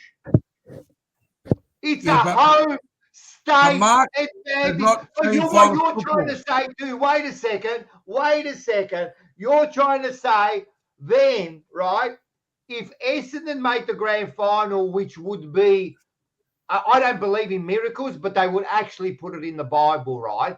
But if Essendon make a grand final, they should play Essendon and Collingwood or Essendon and Carlton or Essendon and Richmond, and Essendon finish on top. They should play it at Marvel. Are we listening, people? No, we're talking about a grand final. That's different. The grand final. So a preliminary final. Let's go to preliminary. Let's go to preliminary final between Essendon. Let's go to preliminary and final between Essendon, right, and Collingwood. Essendon and Collingwood. Preliminary final. Let's get this straight. Should be played at Marvel. Yes. What? Why not? If that's our home ground, well, build the fucking Marvel Stadium bigger, or build some more stadiums around the fucking Victorian, mate. Build some more stadiums. Why have Essendon requested the AFL? They actually said this year to the AFL that they want to have a couple more home games played at the MCG instead. Why would they do that? No, Quinn. They don't want a couple. They want the MCG to be our home final. And I would love They said they want a couple more. No, not a couple more, mate. They don't want a couple more. They're requesting the contract. After the contract at Marvel, they want to go to the MCG for their home games. So they'll start playing all the teams at the MCG, which is the benefit to every club, because the grand final is played at the MCG. The interstate sides, if they're smart enough, they should be playing their finals and their home at the MCG. All right? That it's changing. You've got 5 teams that their home ground is at Marvel. You've got 4 teams at the MCG that's at their home ground. But you got Perth, you got Brisbane. They all got their own individual stadiums and their own different advantages. And the interstate sides are going to start smashing us Victorian sides because we're competing with our home finals or home teams. It's got to change. Maybe like Manny was saying, maybe we need some entrepreneurs. Get the Windy Hill going. Build a stadium. Get the supporters out there. Build a stadium worth $2 billion and hold 80,000 people. Are they going to start? So they're going to start dominating. Let's see. Last year, who won the grand final? Collingwood. All right. The year after, who won the grand final? The year before? Geelong. That so far too kind of Melbourne. I know you consider Geelong, but still a Victorian side. Before that, Melbourne. Before that, go the fucking Tigers. Before that, Tigers again. No, and then I think there's the West Coast. So in the last 6 or 7 or maybe 10 years, there's probably been 1 interstate side that's won a grand final, which is West Coast, right? I can't remember if there was another one. And Since 2017, there's only been one interstate team. So where's this advantage, Mark? Well, the advantage is that you've got Richmond, Collingwood, and Melbourne, which all play at the MCG as their home advantage. Oh, but just a reminder as well, Mark, Melbourne won their flag at Optus Oval and Richmond won one of theirs at the Gabba as well. So that would have been through COVID and that as well. So it would have gone through the COVID process. Yeah, but why didn't Brisbane win? I think what they should be doing, they should be building more stadiums in Victoria. Yeah. Hawthorn won 3 of their flags. So far, there's been one interstate side. Where's the advantage, Mark? Well, maybe the disadvantage is, Rocco, is that Carlton have actually contracted to be at Marvel and as their home ground, and they've actually haven't done jack shit. So maybe they should have stayed at the MCG, and they might have been competitive like the Richmond, Collingwood, I know now you're trying. Where did that come from? What is that? We're not complaining about where we play our finals. Like, it just doesn't make sense what you just said there. What the fuck are you talking about? The sense is that Carlton, the people out in the audience are actually less smarter after this show. And I'm sorry. I apologize to everyone watching this show. I really do. Like, I seriously, when I start this show every Wednesday, I sit here and I go, you know what? I want an informative show. I want a bit of banter. You know what I mean? I want to just have a bit of fun. And I want some, like, I don't want it to be like that dumbass show. But every week, Mark, you turn it into this show of imbeciles. I'm sick of you making me look like an idiot here. What don't you understand? That when you finish the home and away, you get a home state advantage, and they play it at the best possible fucking venue, which in Victoria is the MCG. Are you? And again, you've done it to me again. You've turned me to fucking drink, mate. Like, what is? That's your reason. That's your reason of thinking, Rocco, mate. That's your reason of thinking. My reason of thinking is the AFL now, mate. It's got nothing to do with VFL anymore, mate. It's the AFL, right? So what advantage does finishing? What advantage? My reason of thinking. What advantage does Brisbane? What advantage?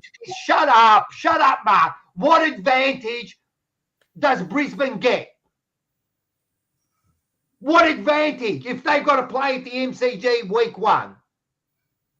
What's the difference? You might as well finish 8th. Like, what you're saying is we should play in the first week 4 fucking games at the MCG. It doesn't matter where you finish. What advantage do the Bulldogs have? What advantage do the Bulldogs have? Home state advantage. They had a home state advantage. Home state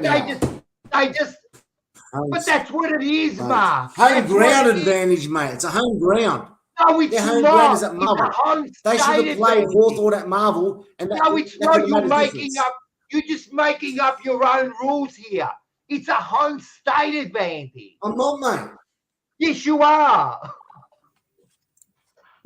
Like, what is fucking wrong with you? Okay. What advantage do the doggies have? Well, okay. They just I believe Geelong should be playing at their home ground this week. Shut up. They just happened to play Hawthorn, right? But if the doggies were playing Brisbane, guess what? It would have been at the G.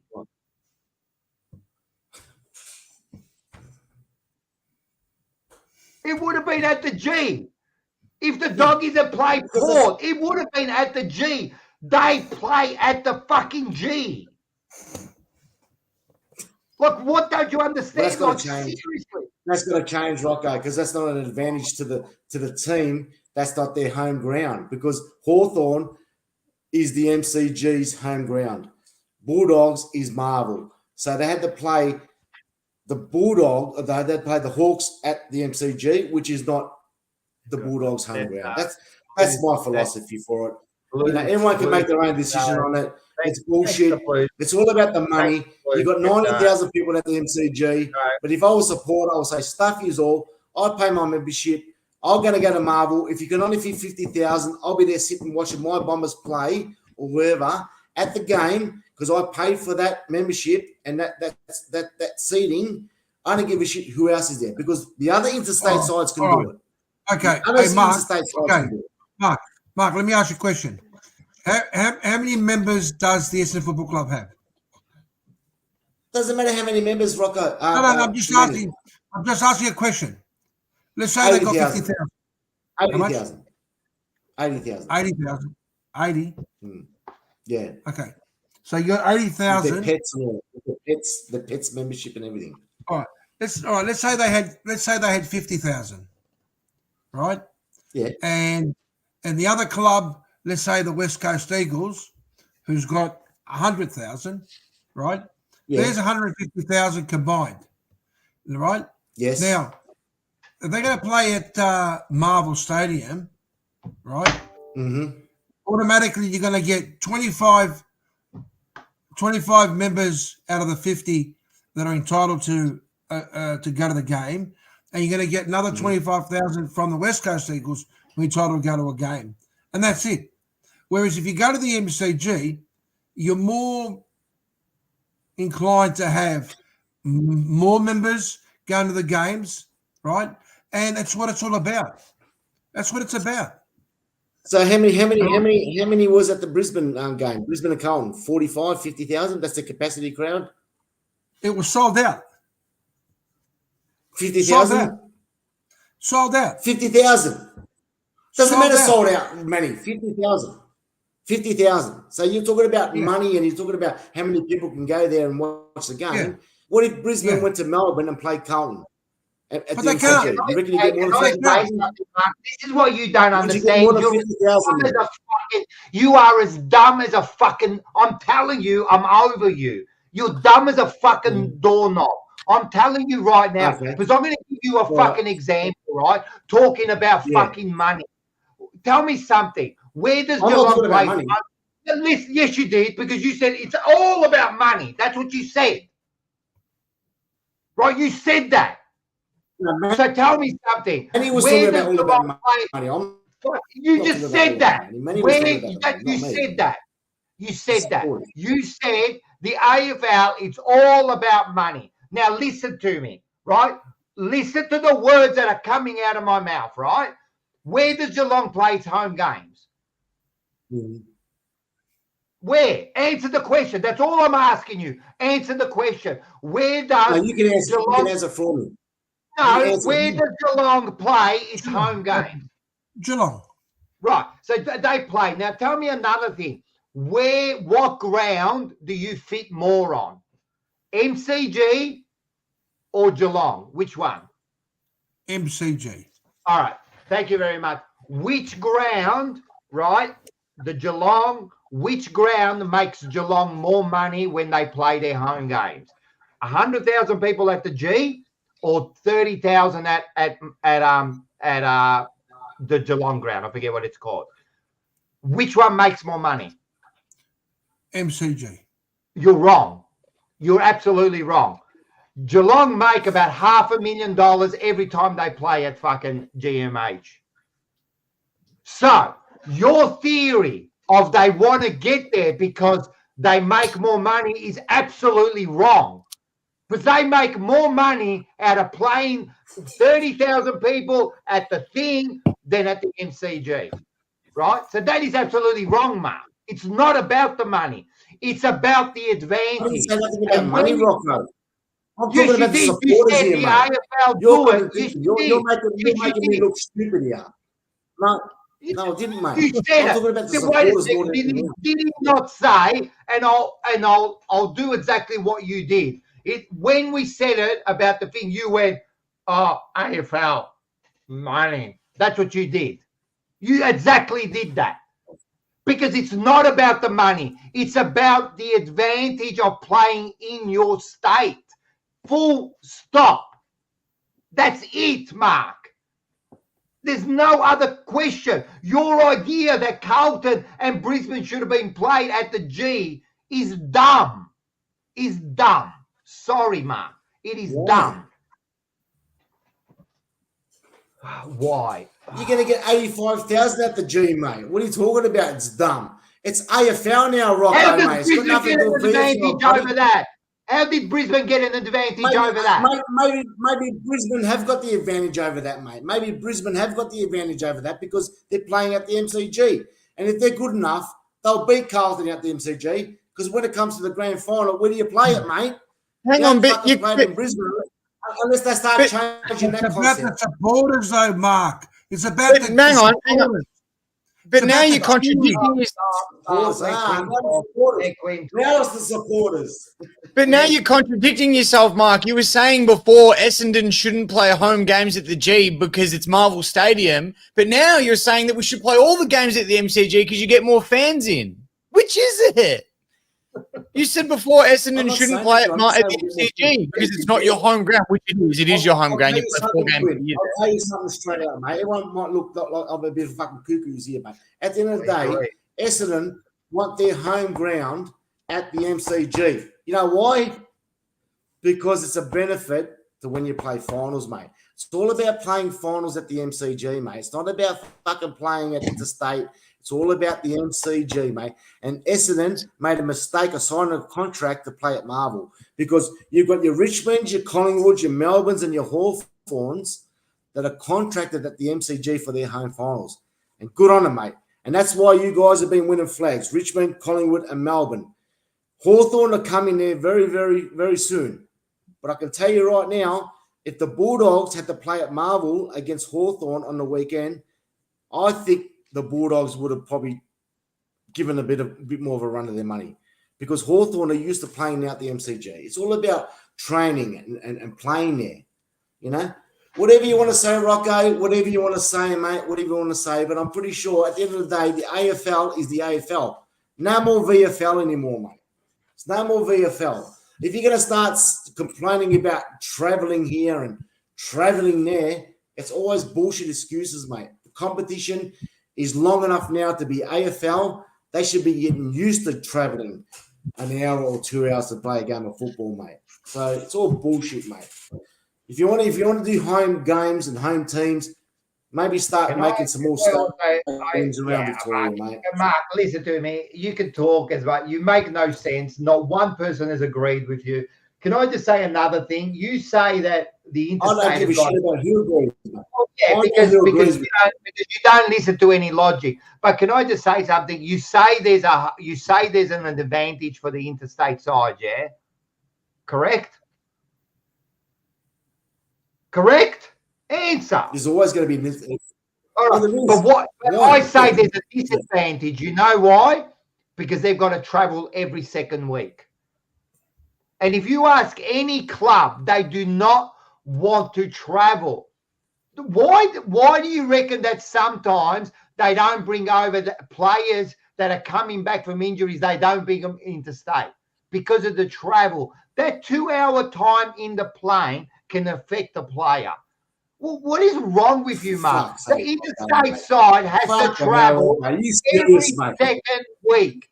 If you are someone like, and I remember an interview with Mick Malthouse, he said that people used to say that West Coast had an advantage, and he said it was the hardest premiership to win because every second week he had to travel back to Victoria, where the Victorian clubs only travel, if they're lucky, 4 times a year. Mark, you make no sense, mate. Rocco. The players have to get used to travelling, mate. Don't fucking keep on making excuses for players. We had to travel. So they're going to be saying, we had to travel to Tasmania. Oh, we couldn't play. Come on, mate. Fucking grow up. At the end of the day, mate, they get paid big money. They should be used to travelling now, mate. The AFL didn't come back in 5 years ago, mate. It's been 25 years? Don't keep making excuses. We have to travel to West Coast. Oh, we have to travel to Brisbane. It's too hot. Come on, man. Excuses, mate. It's the AFL. They need to adapt to it. If they don't adapt to it, you got to get rid of them. Travel. I travel from here 2 hours if I've got to travel for 2 hours. I don't make no excuses. Come on, boys. We're getting a little bit too picky here now about the AFL. It's all about now the players' comfort, getting on the plane. I can't travel. Come on, boys. It's the AFL now, man. And we've got to get used to the AFL. And things have got to change. It's not the VFL. What are you going to start saying next? I had to travel to Geelong in the bus for an hour and a half. We used to say that probably 30 years ago. Oh, we had to travel all the way to Geelong to play Geelong. All right, Mark, you know, I sat there listening to you, and my good mate and I are having a bit of a chit-chat. Now, you know how many games we played home and away season this year? 24. How many games, Manny? Yeah. 24. Yeah? Okay. Do you know how many games you guys won at the Marvel? Out of the 24 games, do you know how many games you won at Marvel this year? How many? You know, I mean, that's irrelevant to the questions you're trying to fucking ask me, mate. No. You tell me how much games we won or lost. We didn't make the finals. It doesn't matter. It's not about how many games we won or lost. Hey, listen, Mr. Cambodia. Listen to this. I'm explaining you. You won 5, right? So out of 24 games, you won 5 at the at your Marvel Stadium, and you won 3 at the MCG. 3, right? So 8 games out of 24. 16 games. Let's say out of those 16, you played 6 of them away, right? The other 10 games that you had supposedly as your home advantage, you know what you did? Let me tell you what you did.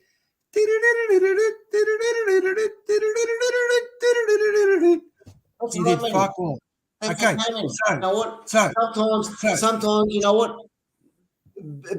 Yeah, that's fine. Sometimes being the AFL now, Manny, you know what? It wouldn't even bother me if Essendon played their home ground or home game in Western Australia against West Coast, and it's an Essendon home ground, because you know what? The members will travel to Interstate and watch the team perform. It's gonna change like that, mate. I'm telling you right now. The Bombers, you guys can't even get players. You can't even get fans to get a Marvel. You can't get fans at Marvel. We'll go to Perth. Perth will be a home ground maybe once a year. You know, every team should do it. Carlton should go to Sydney. That's their home ground. They should play at Sydney, and I'll guarantee you, I reckon you get more Carlton supporters than Sydney supporters. Hey, Mark, you know that your average crowd that you played at home at Marvel Stadium was 32,000. That was your average crowd. Do you understand? Collingwood gets that on a training session. Do you understand? Fair enough. Okay, let's move along. Move along, boys. Go. Move along. You guys want to keep it going. You're playing footy. I could bring me footy as well, mate. But there was a bit of a conversation about home final advantages, and I wasn't happy with the home final advantages with Geelong and the Bulldogs. I understand that, but this is what it's all about. This is what it's all about. Home ground advantages is what makes the series more exciting, because if they know they're going to win, all right, they're going to have that home advantage. Can you imagine now, Sydney Swans?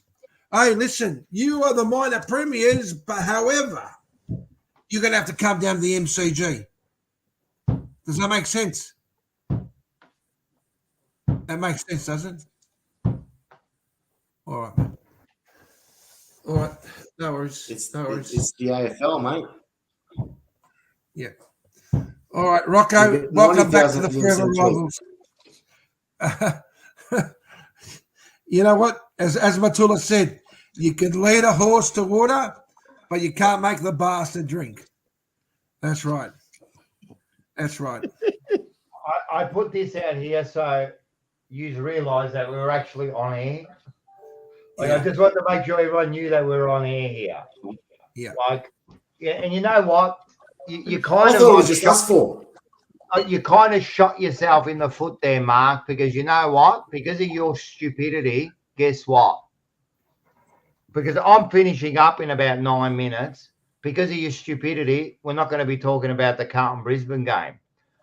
Because of your 1 hour stupidity. That's why I let it go. I'm loving this. This is fantastic. You just shot yourself in the foot. Well done, Marco. Let's move straight on to next week's games. Well, can we No, can we nothing. maybe No. can we maybe have a Week 2 minutes? No. Week 2, Port Adelaide versus Hawthorn. This is your job there, Quinn. It is my job. Well, we start off on the Friday night. No Thursday night footy this week, but that's all right. We start Friday night, Adelaide Oval, Port Adelaide versus Hawthorn. I really thought this one should have been played down in Tasmania for the but we got it at Adelaide Oval, unfortunately. But it's going to be an interesting game because Port might go out in straight sets. And if they do that, then there's big issues down at Alberton Oval there. Yeah, I think you're right. They should go down to Tasmania, all of them, and fit the whole 15,000 people there. Only standing room apparently there, so there's no seating there. So They could have gone to Cairns. They could have gone to Cairns.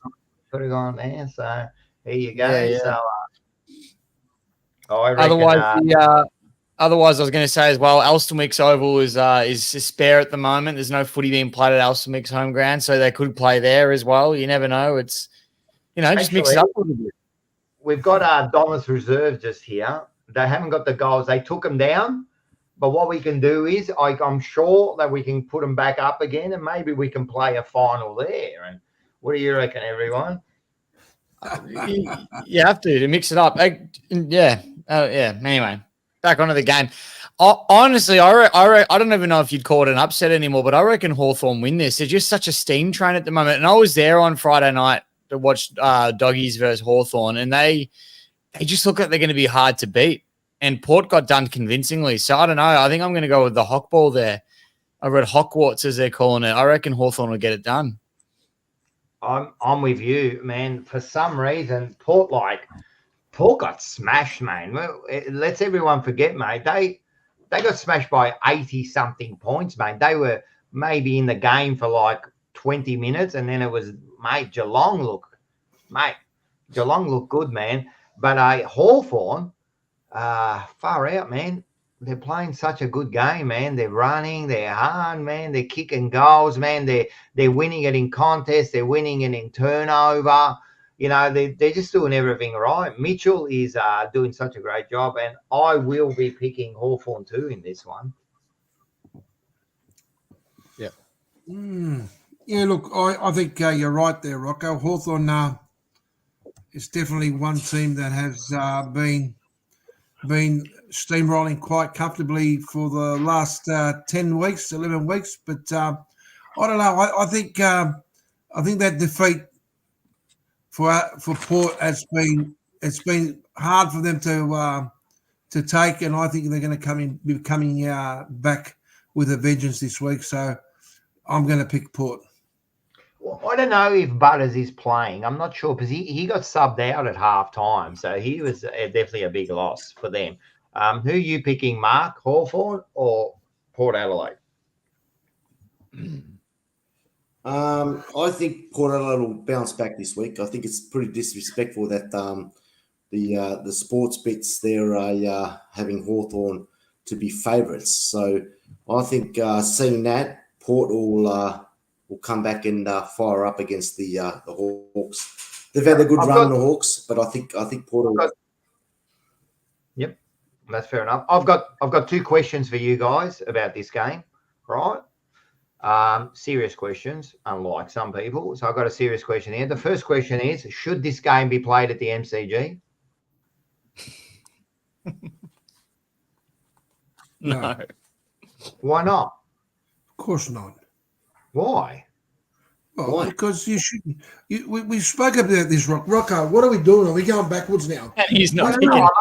I'm just asking, man. Like, I'm just asking. All you have to say is like, yes, no. Like, I'm not asking you for full fucking appraisal of it. Just give me, should it be played at the MCG because it is the AFL now, right? And we should be playing where we get more people. So should it be played at the just all I want is a yes or no from everyone, Quinn. No. And Mark. No. Yeah, I think it should be played at the MCG. Why not? Why not? All right. And the other question 80,000 people. Look, I'm sorry for everyone out there. I just wanted a simple yes or no. Why not? There's a lot. Why not? Why? If you get 85,000, 90,000, why not?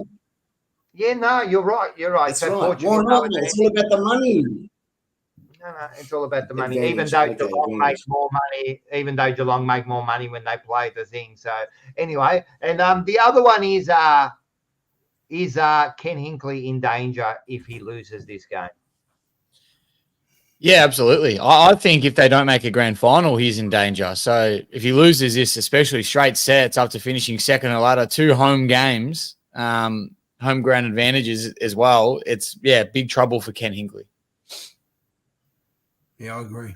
Fuck, man. I think they've lost. This will be 4 in a row if they lose this week. 4 finals in a row, a bit like Melbourne, what they did, and then to finish with that sort of home ground advantage. Oh, sorry, but they should have just played at the G, really.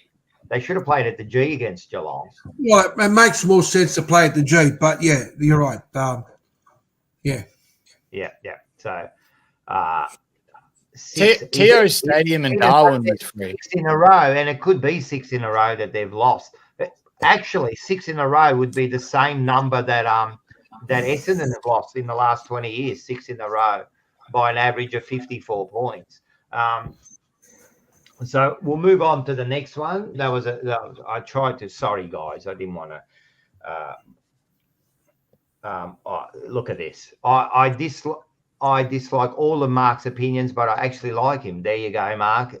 Just being yourself does not mean people dislike you. They just think that you have no football intelligence. No football intelligence at all. Here we go. The second semi-final is go. Sorry, Quinn, I'm taking over. All righty. Yeah, well, we got the second semi-final. We got our Giants taking on the Brisbane Lions at NG Stadium there Saturday night, 7:30 p.m. And I've had some messages coming through on the burner here because I've got the phone lines open. I feel a little bit like SEN. I've got the temper text running here. I've had a few questions coming in asking if this game should be played at the Gabba instead of NG Stadium because the Gabba holds more. Good point here. Should it be played at because NG actually fits less people? Well, hang on. So now, should we play this at the Gabba or should we just come straight to the G where they both play at the G? Well, did GWS lose or win? They lost. They lost. Yeah. And Brisbane won. Yes. Yeah. So they should be playing at Brisbane's ground. Okay. Even though GWS finished higher on the ladder. Well, technically, but because of the loss, they should be playing. So you reckon we go there? Or you know what they should do? They should actually go and play it at the Wacker. That's a grass ground to play, and I've been there. No, not the Wacker. Sorry. Why not, mate? Why not? We should go there. Is all about neutral as well. That holds about 50,000. What about Teo Stadium in Darwin? Yeah, but you're not going to get many people there. You need bigger crowds, Rocco. Look, Peter V, bobblehead blue.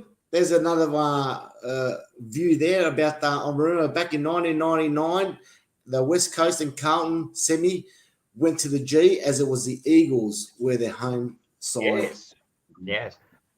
And that was a mistake. But it had what 70, 80,000 there? No, but that wasn't the reason they did it. It wasn't for that much. No, it was a mistake. Why did they do it there? Why did they do it? Anyway, why? Before you keep going, Mark, why did they play it that year? I'm not sure, mate. It was just a comment from a view. That's all it was, mate. I don't know exactly why. Then don't comment on it if you don't know what's going on.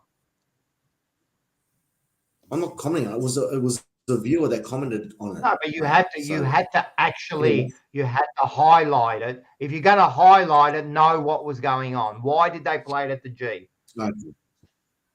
I'm not sure. Maybe it was a mistake. It was a mistake. Like you said, Ronco, it was a mistake. No, it wasn't a mistake. It was a mistake originally, but that's not why they played it there. But like all of the other comments where you have no idea, the reason they played it was they had a rule those years, right, that one game had to be played in Victoria every week. That's why they played it there. Oh, now they're changing the rules. Okay. Well, let's just start changing some rules. I didn't change it. You're the one that brought it up. I'm just explaining what the rule was that year. Let's just change it a little bit now, mate. Let's change it. I'm not saying let's change it. All I said was you brought it up and I explained the reason. I'm not saying anything about changing or anything, right? I just said to you the reason they did it. Yeah, they played the 91 grand final. They did play the 91 grand final at Waverley Park. But why did they do that? Wasn't it because of the Commonwealth Games or something? Wasn't it because the MCG wasn't available? It was something like that, I'm pretty sure, you know. So, anyway, I don't even know what game are we talking about. Brisbane and GWS. All right, this is a good one. I'm going to go first. GWS. Really good game. I'm going to go GWS on this one. Yeah, I'm gonna go Giants as well. I reckon they should have beaten Sydney on the weekend. And if I'm being honest, Brisbane started really well, but at halftime they sort of flicked a switch, and they've done that a lot of games this year as well. So in a lot of games they finished their games off bad, you know. So and Giants were just stiff to lose. So Giants for me. They're playing so good. So Giants for me. Marco? I tipped Brisbane to win the flag this year, so I'm going to continue with that. And I think the Brisbane Lions will just beat GWS this week. And I think Manny said GWS. GWS. I didn't actually do the tips this week. I did do them, but I forgot to print them up or get them up ready. But Manny got 3. Quinn got 2. And me and Mark got 1. So I think I still leading Marco by about 4. So your chances of beating me again are pretty much. How far behind from Mark am I? Oh, too far. About another 10 or so, 7 or 8. No way. Yeah, you won't catch me, Manny, mate. I must be at least 4 away from Mark. Nah. What are you talking Wait about? till next year, mate. Wait till next year, Manny. It's all over. I'll have a look. Look, I don't know. I can't remember, Manny. But all right, even if you're fucking 4 or 5, you're still too far away from fucking getting. I mean, at the end of the day, if you're right and things wrong, what is it, Manny and Mark? You will be. Oh, you'll gain another 2 if you're correct. No, you can't gain it. Oh, you did because you went against him on both games. So you'll gain another 2 if Manny's right. I'm giving you a chance, Manny. I'll give you a chance. Bit of hope, mate. Bit of hope. This has been like unbelievable. What a fuck! I'm so glad that Mark wasted all our time and we can't talk about Carlton, unfortunately, because we can talk about Carlton, mate. We've got what is it? It's only been 2 hours. We've still got another 3 hours, Rocco? Another 3 hours at least. No, done. And I'll give you another reason why I won't let you talk about Carlton. You want to see the reason? Why? As I said at the start of the show, I won't let a homeless person tell me that my shoes have got holes in it, right? So whenever you want to talk about Carlton, that's fine, man. I'll put this up so everyone knows. So go talk about it. Hi, my name is Mark. I support Essendon, a team that was penalised for the worst drug cheating in the history of sport, has not won a final in 20 years. In its last 6 appearances, it has lost by an average of 54 points. In 2023, finished 11th with 44 points and on 89.7%. And in 2024, finished 11th on 46 points and 93.5%. Anytime you want to talk about Carlton, I'll put that up. I will not let a loser, homeless person who's got no shoes and can't even afford to feed the fucking homeless dog that he's got next to him tell me that I'm a loser. You have to, before you can even mention my team, you keep damn Carlton out of your fucking mouth. Before you can even talk about my team, right?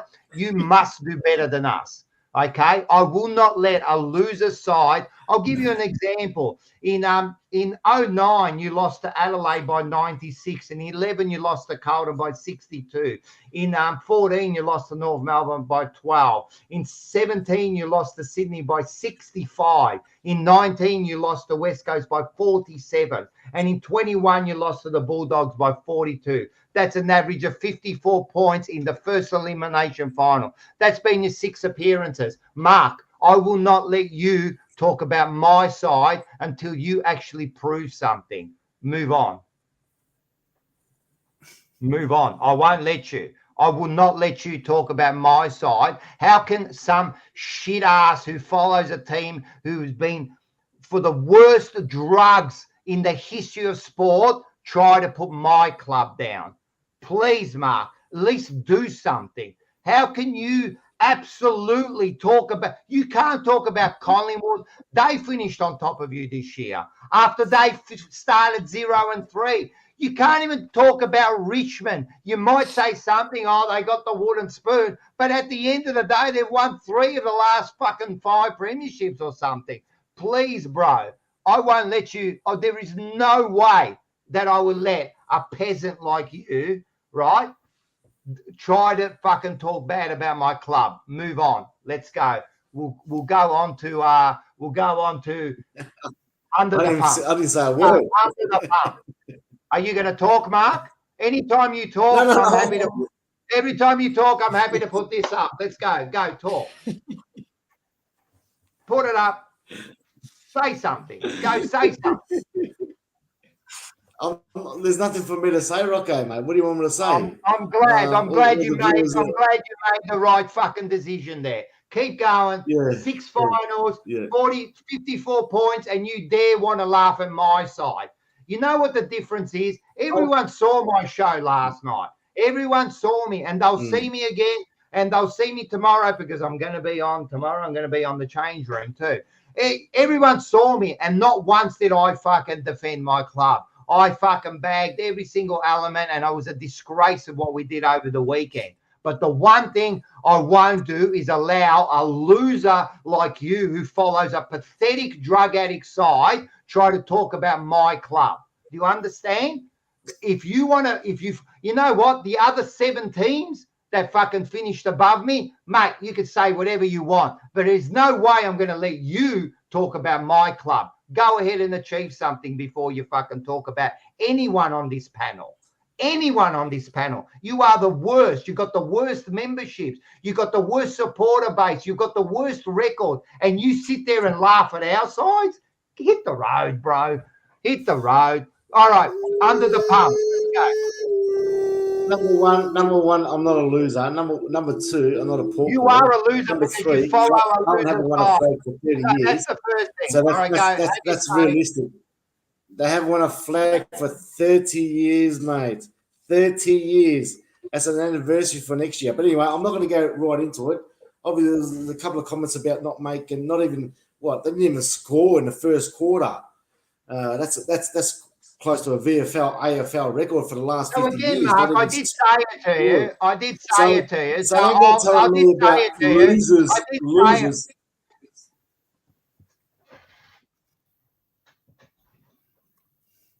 I did warn you, Mark. I will not let a loser like your side talk about my team. You can say whatever you want, but the facts are on the screen. A team that was penalised for the worst drug cheating in the history of sport has not won a final in 20 years. In the last 6 appearances, it has lost by an average of 54 points. In 23, it finished 11th with 89%. And in 24, it finished 11th. How dare you try to talk about any other side, Mark? Again, you want to mention, if you mention, you do not have the right to speak our name. Do you understand? I will mute you every time you try to mention Carlton. Every single time. Under the pump, who is first? Why hasn't Carlton won a flag in the last 30 years?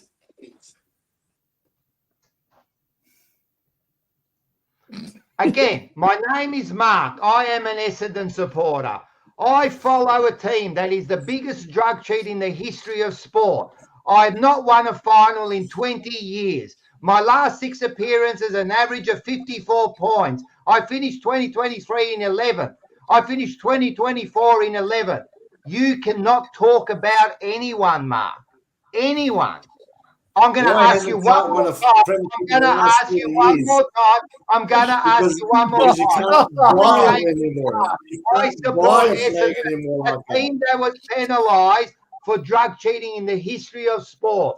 I have not won a final in 20 years. My last 6 appearances, I have a margin of 24 points. Do you want to keep on going? I'm going to ask you one more time. Can someone jump in, right, and give me under the pump?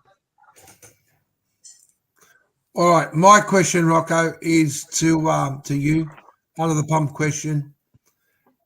Now, I know that it's fair to say that you have had a number of injuries that played a huge role over the last 6-7 weeks leading up to the final. But putting that aside, where do you think the mistakes were made? Because there's been a lot of talk about Voss and the changes that he made in this finals game. Where do you think he did wrong? In this particular game? Yeah. So not just Voss, but the selection panel. We talked about it last night. I think this was lost earlier on in the week. Earlier on. It was always going to be a hard task to go there and win the game, but some of the selections he made, I think at the end of the day, I don't think like Cripper, I don't think like Doherty was the difference. Like it really, I don't think he made much of a difference, but you could see straight away he was out of touch. He just wasn't out of touch. He still got his 15. Was it going to give it a bit? But some of the moves, no Chincotta, putting TDK on the bench, putting him back on in the second quarter, taking off Kennedy. I mean, that just tells me that I don't know. I think they got a lot wrong during the week, and then when it came to game day, it just got worse and worse. And then so it was at the question, and also the players. Man, it's just unacceptable that they come in and put that sort of performance in the first quarter. That is not acceptable. They did not come in at 100%. I would absolutely ask every single player there if you gave 100%. And I believe that maybe 3 players gave close to that. The rest didn't come in. And then my question is, why didn't they give 100%? Is that the coach? Is it the coach that didn't make him give 100%? Well, if that's the case, then the coach is to blame. Did the players not listen to him? Again, if the players aren't listening to him, I blame the coach again. What the hell? Why aren't they giving 100%? I blame the players also. You know, why aren't you wanting to be the best you possibly are? And at the end of the day, giving tackling and going in there should be a standard every week. Well, what is going on? Oh yeah, then Chera was the other one. Chera comes in with no game in there. When we had a kid in Cooper Lord who had 2 good games. He was a junior. Why haven't you kept him in? I mean, Zorko killed us off the back line. Chincotta would have been the perfect bloke on him. What did they do? They put Ollie Hollands on him. I mean, there was move after move that was absolutely wrong. So yeah, and at the end of the day, I think Peter Nard, He goes, it's always the coach. What the fuck? Look, first of all, Peter Nutt, I'm going to get rid of you because you're a fucking idiot, Peter Nutt. You're a dickhead. You haven't been here all year and then you put yourself up here. Fuck off, you dickhead. You're an idiot. Not once have you come on with Collingwood with their pathetic performance and then you want to come on here and try to be smart. You're a fucking loser, mate. You keep on going, I'll take you out of there. Right, so the way I said it, Manny, was it's up to it's coach at the end of the day, mate. He's the one that's got to get the players ready. He's the one that's got to get the selection ready. And it wasn't done. They weren't ready to go. That a good enough answer? Yeah, no, good answer, good answer. My next question is to Marco. Mark, I don't want you. Why you got two questions? Well, because last week I missed out on one. Okay. Mark, my question to you is, having now gone through the last 2 years with a change in the coach, with a change of supposedly setting up a team and missing both times in finals football, and 1 year was a lot worse than the other, where do you think Essendon needs to really try and change things to be competitive in 2025?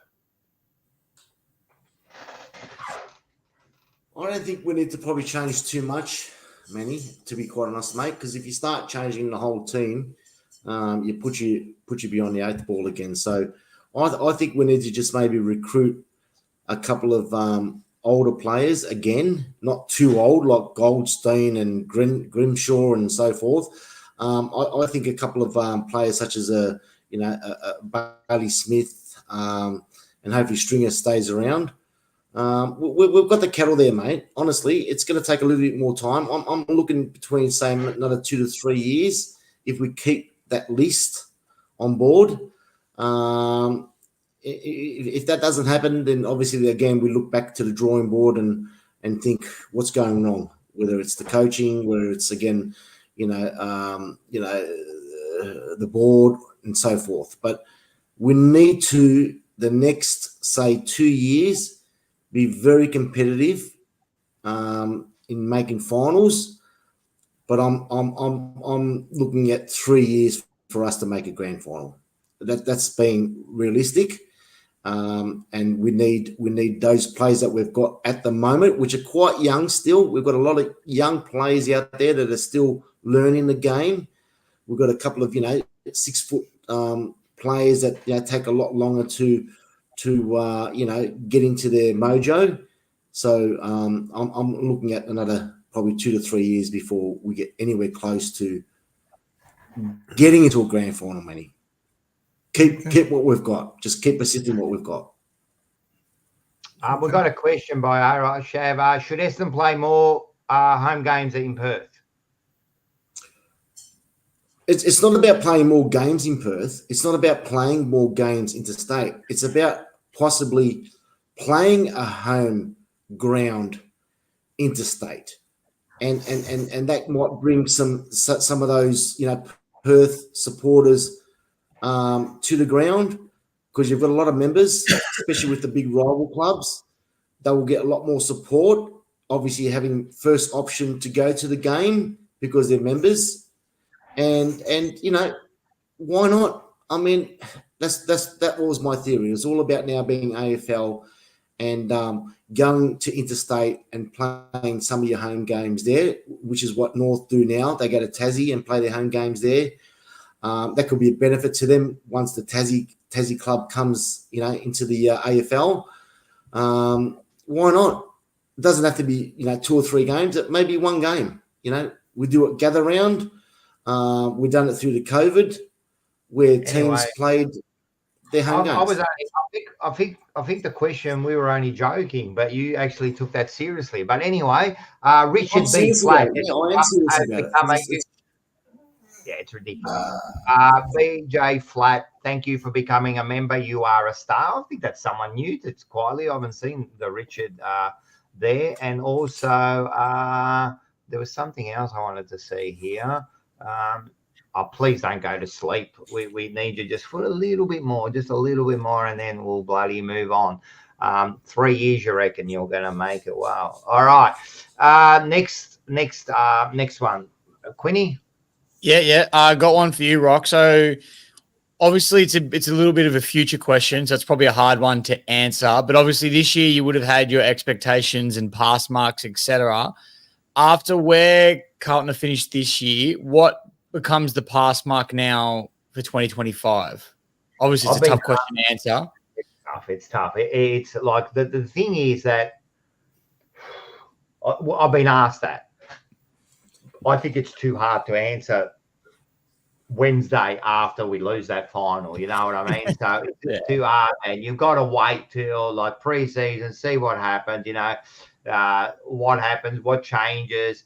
At the end of the day, again, I'm not making excuses for injuries for the actual final. That wasn't the. I'm not making those excuses, but you know, I want to play a full list. I want TDK to play a full year. I want Saad to play a full year. You know what I mean? And then we'll see where we're at. Realistically, we should be aiming for top 4 again. We were almost there last year, and this year we fell away. But why isn't top 4 again the realistic fucking? That's the expectations next year. But as I said, it's a bit raw now. Like, it's a bit raw at the moment. I'm thinking that we're not going to make top 8 the way we played. You know, like, it's just like once you see that, you go, "Wow, we're done." But you know, Sydney lost by 120 points just 3 or 4 weeks ago, and now they're in a preliminary. You know, do things change? Maybe if we did play Brisbane at the MCG, you know, do we win that game? You know what I mean? We kicked that ball after the siren to Collingwood, which we could have easily have kicked. Does that mean we finish with a home ground advantage? You know what I mean? There's so many variables through the year. But look, right at the moment, I think we're going to be challenging you blokes for last on the ladder the way we play. Like, I reckon there's going to be a fight for number 1 pick next year, to tell you the truth. But in about 3 months' time, I'm going to be up and about because I'm a dickhead. I'm a fucking supporter. I still believe we could have won at halftime. That's how fucking demented I am in the fucking head. You know, I never think we're out of it. But yeah, I couldn't answer, man. I'm going to say top 4, but realistically, we have to finish in that top 4. If you don't, after last year and this year, you can say whatever you want, but we still made 2 finals in a row, and that's still like an achievement compared to we didn't make finals for 10 years, mate. 10 years we didn't make finals, you know. So to get to 2 finals next year, expectations can't waver. They have to be top 4. They have to be top 4. But if they don't, there's going to be some changes made. There will be some changes made, and anything can happen. I suppose it's my one. To tell you the truth, I've been I haven't really got a fucking under the pump question, but I'll give you one for all 3 of yous, right? Who will be out of you 3, and it's probably an easy one for you, Quinn, right? Out of you 3, who's going to finish higher on the ladder? Because you're not going to finish higher than Carlton, but who's going to finish out of you 3 higher on the ladder? Yeah, well, like you said, not Richmond, so it's probably an easy one. All right, between the 2 blokes at the bottom then, who's going to finish higher on the ladder in 2025 between Essendon and Collingwood? I think. Wait, when you tell me, you got to give me give me a good reason. Don't just say, you know, like why you'll finish higher than Essendon and why you'll finish higher than Collingwood. Oh, well, I think the way the Magpies were finishing off their year this year, there was a lot of positives there, and you know, we were fair to say unlucky to not play finals football this year, the way it ended up. But I definitely think we're going to play a lot better than Essendon. I don't think Essendon at the moment has got the structure that Collingwood has. Marco? If we keep our list together, I think we will improve next year. I think it's another learning curve for us. We're very competitive all year, and towards the end of the season, obviously it's a mental thing for me. But I think we'll finish above Collingwood. We'll finish above Carlton, and we'll. Why? The question is why.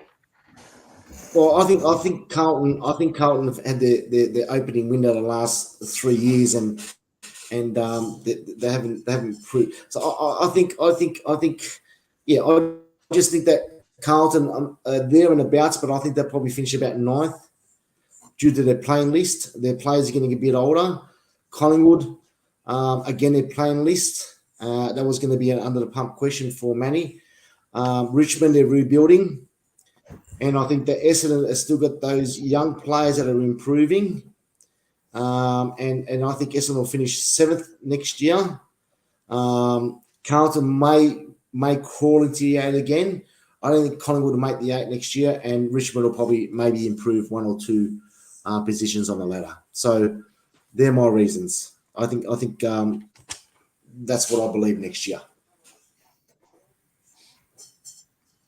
I wish you had some sort of evidence there. You haven't proved it in 20 years, and all of a sudden you're going to. Well, the evidence is that I reckon Collingwood are keeping their older players still going. Carlton have still got. Well, I know you wanted to ask Manny this question, so ask him because I suppose it's relevant to this conversation. You had the under the pump for Manny, didn't you? Yeah, the under the pump for Manny was just pretty simple again. I think it was it the right choice again to keep Pendlebury and side bottom on the list for next year, because it could have made way from some of these young players coming through and get some experience next year playing football. So do you think it was the right decision to keep those older players for another year, which might get you boys on the back foot, not being able to play some of those younger players in the team next year? Yeah, I think so. I think you rather. That's it. I think you rather keep player of Pendlebury and side bottom. Keep both of those 2 players. If you want to if you're supposedly thinking about developing and bringing in some young players, and you want these young players to have an on-field coach during every single game, well, you'd be crazy not to have someone like Pendlebury and Sidebottom. 2 experienced double premiership players, the only 2 players who have done it in a stretch over 10 years. And one thing you can't take away from them is experience. Now, match fitness, I suppose the older they get, the things could change a little bit. But having said that, if you've got the right players in there, in the right mix, who's to say that they can't do as well as what they did this year? I mean, I think we finished the season off fairly well, and there were some really good signs there from both Pendlebury and Sidebottom. So I think next year to keep them is a good thing. And then depending on how we go in 2025, we'll have to look at how we restructure for 2026. Nice, good answer. Thank you. All right, this is really, then this is why people tune into Fourever Rivals, because you just don't know what you're going to get. I don't know what I'm going to get.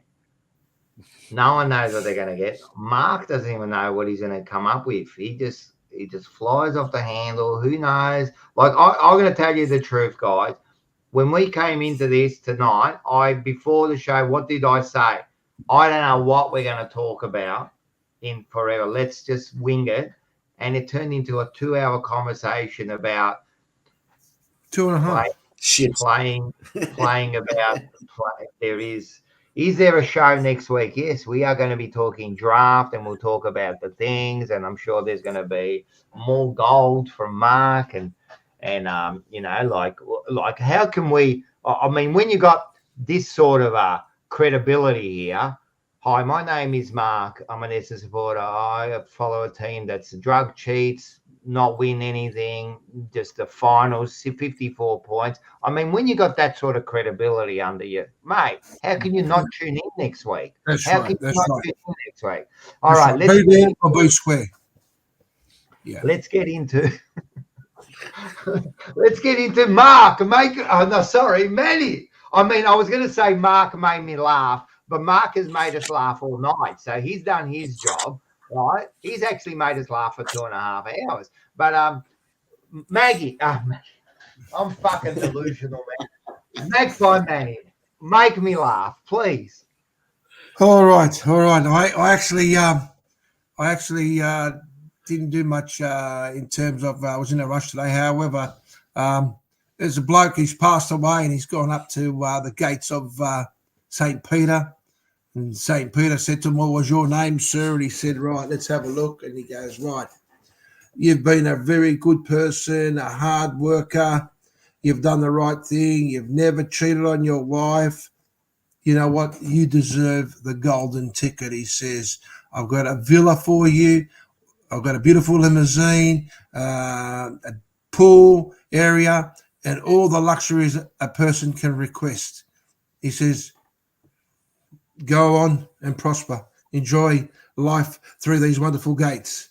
Anyway, a couple of weeks later, a mate of his walks past there and sees him sitting at the end of the stairs, and he was crying. And he says to him, "Mate, what the fuck are you doing? You got everything that you could ever ask for, and I don't know why you're crying." He says, "I just saw my wife just come past. She was riding a scooter."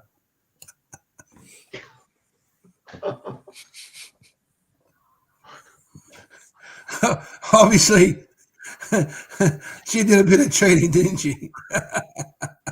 Gee, mate, I don't know, man. Like, it's really good, actually. Oh, Lana likes it. It wasn't a bad joke. I kind of got it. It kind of like, I was waiting for a bit more of a punchline, you know. But, I know you were. Look, I've got one similar to that, but I'll keep it for next week. Next week it'll be a real.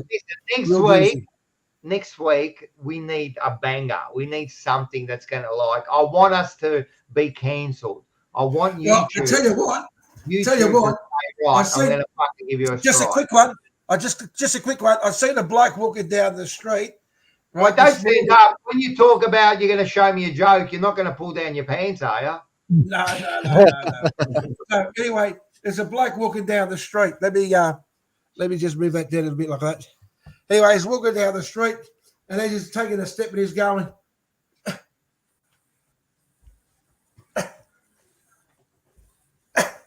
So I walked up to him. I said, "Mate, what are you doing?" He says, "Fucking nothing." Jesus Christ, man. All right. The performance comedy, I like it. I had to do a good question. I did say I was going to expose Manny tonight, right? And I've been asked what I'm going to do, but I did say to Manny, it all depends on how much of a smart ass you are, and he's actually been a good boy. So to Matula, what I'm going to do is I will personally text you and tell you exactly how Manny is exposed. No, Rocco. If everybody was on your show last night on the TPJ,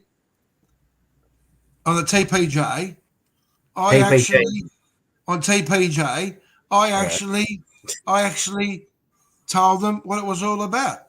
So those who were on the show would have seen my commentary. And what was your commentary? My commentary was in regards to my not membership this year, but my membership last year.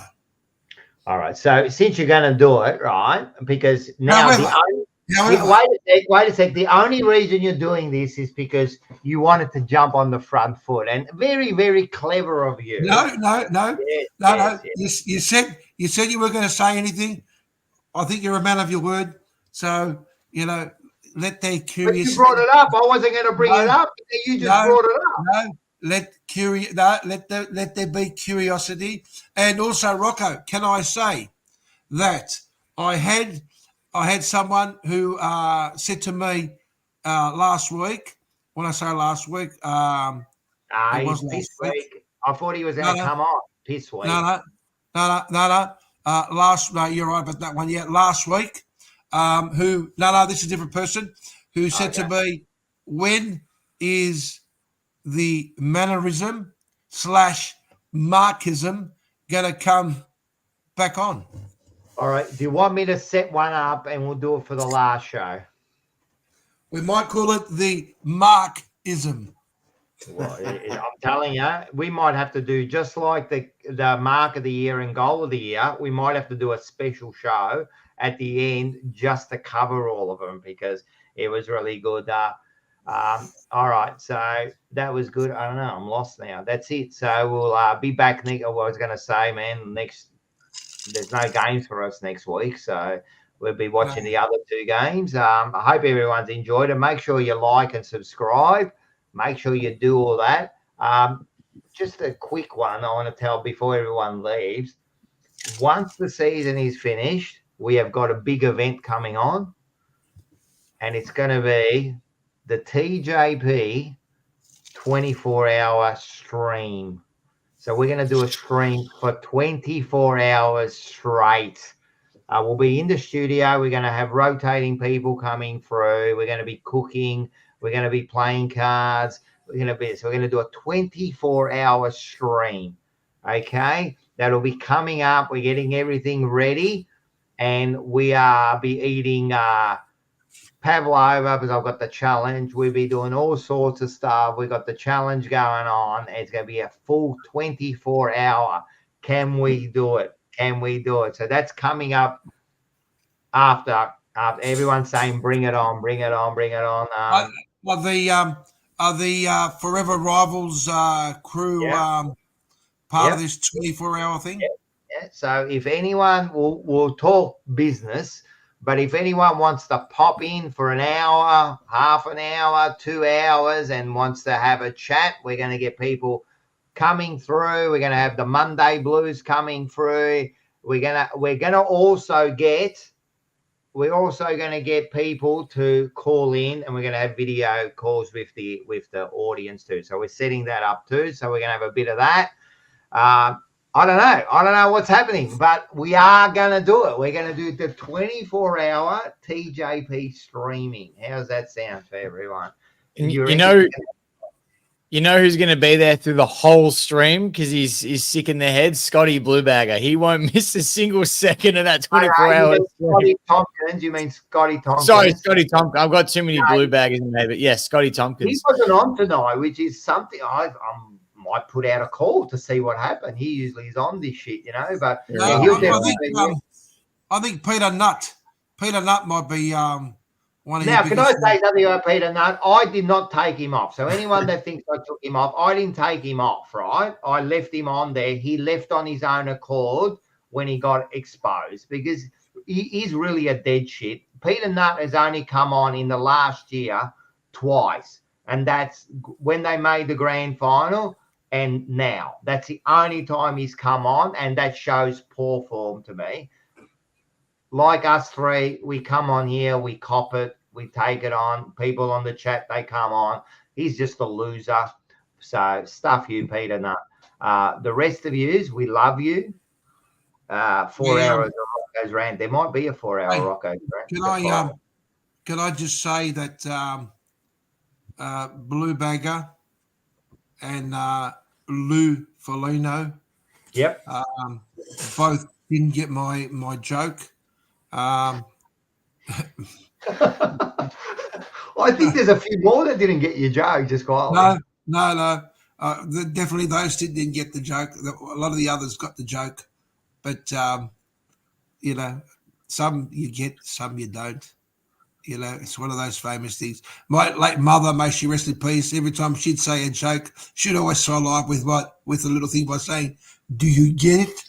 Do you get it?" When you're going to say, "Did you get it?" Most likely they didn't get it. Right. All right. I think we've gone long enough. It's been. No, that's right, Bluebagger. All good, matey. All good. All good. I hope you've enjoyed yourself. The change room tomorrow and then back to normal next week. We'll be back.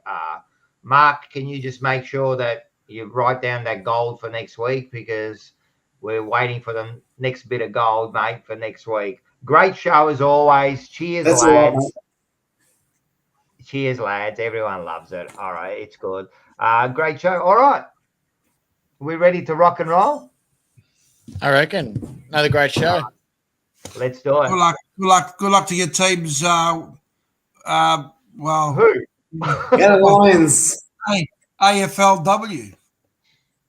Oh, yeah, that's so everyone catch Oh, that. yeah. I think AFLW, yeah, that's true. Now the Bomber Girls. We actually won our game last week, so there you go. So that's it. We might need some of those girls to play for our senior side.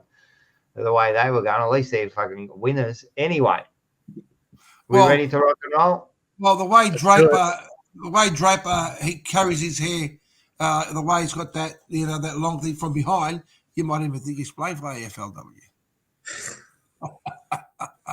Thanks for coming.